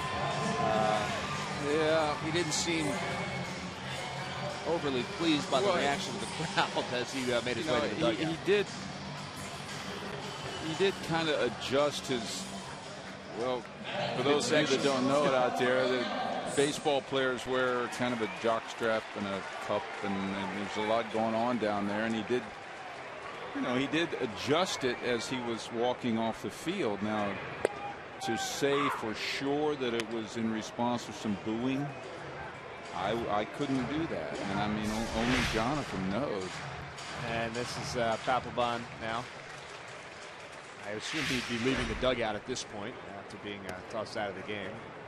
Pitch to Freddie Galvis is all outside for a ball. It's 1-1 to Galvis. So from a baseball standpoint, it doesn't mean a whole lot. Papelbon was done anyway. He wasn't coming back into the ball game, but it's one of those things near the end of a season, frustrating season, and look, Papelbon's been very, very good for the Phils this season. Didn't have it today for whatever reason, and Philly fans let him hear it. So counts 1-2 now to Freddie Galvis as he fouls that one off. I like him a lot. He's a great guy to have on your team. A little bit of a lightning rod. You guys are around him more than I am, but I just sense that he does some weird stuff. Well, he certainly does walk to the beat of his own drummer, and Jonathan will be the first one to tell you that. There is no doubt about it. But again, from a baseball standpoint, from a closer standpoint, he's been as good as anybody in the National League this year. But now the Phils have to battle back as the closer for the Marlins is now in the game. Steve Cishek is pitching for the Phils. He's got the count full to Freddie Galvis. It'll be Galvis. And then it'll be Ashe, who's in the 9-hole right now, and Revere. First three to face Cishek. There you go. We got the tying run on board. That's a pretty good start. Nice at bat by Freddie Galvis. So Cody Ashe will come in. Well, the key there with that at bat, he made him throw strikes. He didn't chase anything off the plate. And Cishek once wanted him to chase pitches off the plate, and he chose not to, and he ends up walking him. So here's Ashe. Came in to play third base as a defensive replacement at the top of the ninth, so he'll get in at bat here. And first pitch to Ashe's over for a called strike. Apparently we're not bunting in this situation. They'll school play here as the home team will be bunt the tying run to second base. Ashe swings, and that's a base hit in the left field. So the first two runners have reached here in the bottom of the ninth inning for the Phils. Nice base hit by Cody Ashe. First and second, and the Phils have something going. So much for the old school theory. Hamburg is playing his gut. Now there's going to be a conversation on the mound for the Marlins. There's been some defensive changes for the Marlins as well. Boer stayed in the game. He's now playing first base. Jones has gone from first base to right field, and Saltalamacchia now out of the game, and Mathis is doing the catching for the Marlins.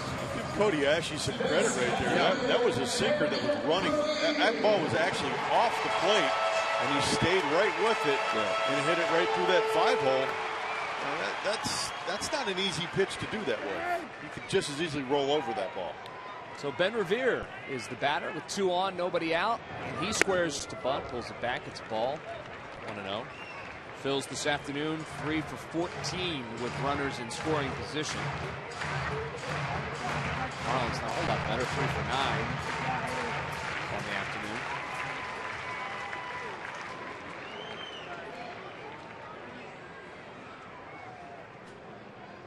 Cishek steps off.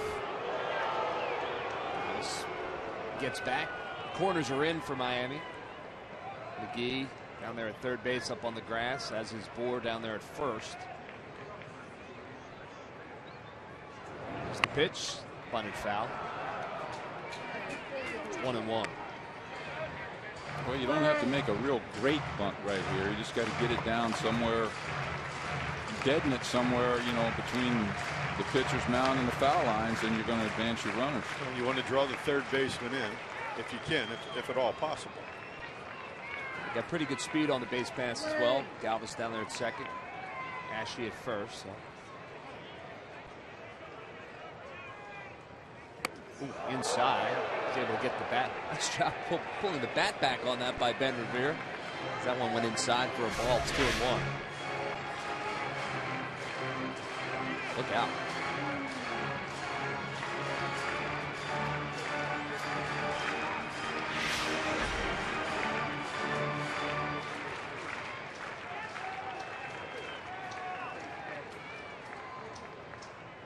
Here's the 2-1 pitch. It's over for a strike. Ben disagreed. Well, the shadows are tough for everybody. I mean, also tough for the umpires. Yes, this ball's definitely down. It's low. So what do you do here? Keep the bunt on? Well, I would say yes. You have a 300 hitter at the plate, and just, you know, let him play ball. Cishek steps off. You're trying to get an idea of what Ben Revere was thinking as well. I mean, Ben has to hit the ball hard at in a certain area to be doubled off. You know, for it to turn into a double play. He should be able to beat out anything on the ground. Here's the 2-2 pitch. Over the outside corner, called third strike. That's the first out of the inning. Big strikeout for Cishek and the Marlins. This game's strange. What are the odds of Ben striking out, man, at bat? He doesn't strike out very often, that's for sure. So that'll bring up pretty good pitch right there. That'll bring up Michael Franco. Franco's fouled out 3 times this afternoon. He also has a base hit. First pitch to Franco is over for a strike. Well, he's going to get a look at some major league down under submarine stuff right here, probably for the first time, with bad shadows.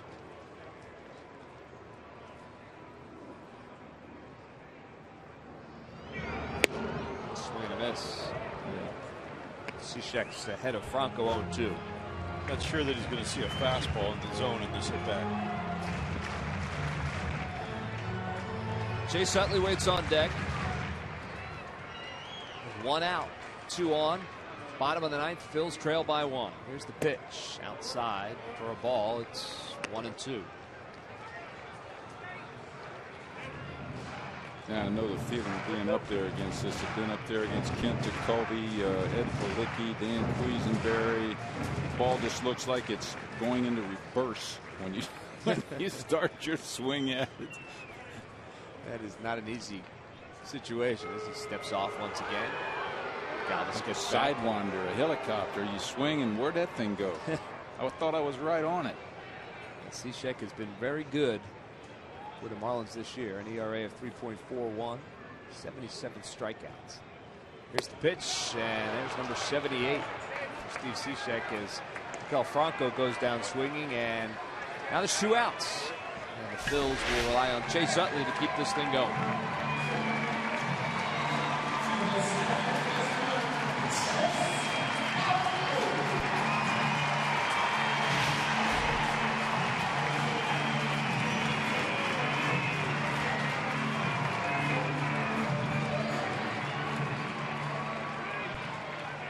So Chase Utley doubled in the 4th, safe on a fielder's choice in the 8th.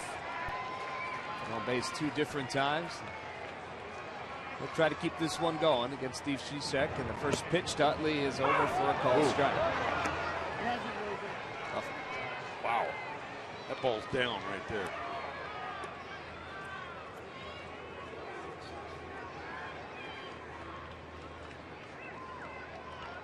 McGee's off the line at third. Echeverria behind the runner, Galvis at second. There's the pitch, swung on and missed. It's 0-2 to Chase Utley.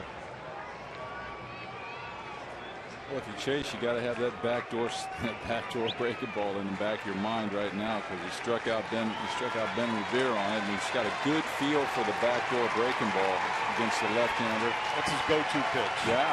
Well, we need the go-to swing for the go-to pitch right here. Time is called.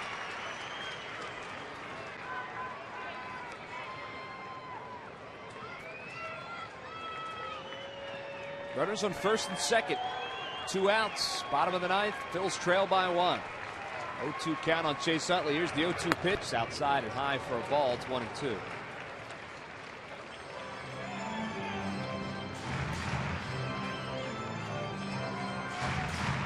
Marlon Byrd has moved into the on-deck circle.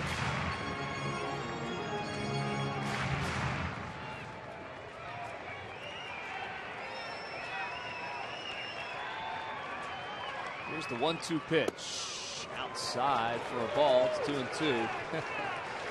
That's the pitch that sets up the backdoor slider right there. One goes one way, the other one comes. The slider looks like it's going to start going that way, and it comes back. Well, the count is 2-2. 2 outs, 2 on. Phil's trail by 1 here in the bottom of the ninth.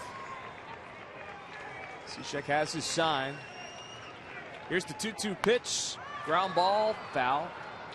That's the first base bag, and we'll do it again. That's what he wanted.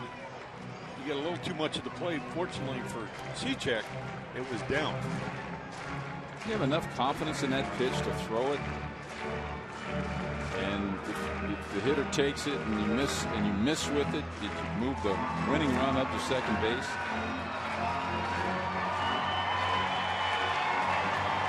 That young man is doing his part. I think he does. Cishek has his sign. Here's the 2-2 pitch. Over the outside corner, a called third strike, and the Marlins have come back to win it with 4 runs in the top of the ninth. The Phils get their first 2 runners on here in the bottom of the ninth, but can't push that tying run across, and they'll lose the final game of this series. 5-4 is your final. Jordani Valdespin came on as a pinch hitter in the top of the ninth and had a 12-pitch at bat. That he is our player of the game, and it was in a strange inning, a strange at bat, and he is your player of the game, guys. And a strange player of the game at that, I might add. 12 pitch at bat, star of the game. Well, that showed you how strange it was. We surely didn't expect Mr. Papelbon to give up. No, it certainly did not. We'll be back to put a wrap on it after this.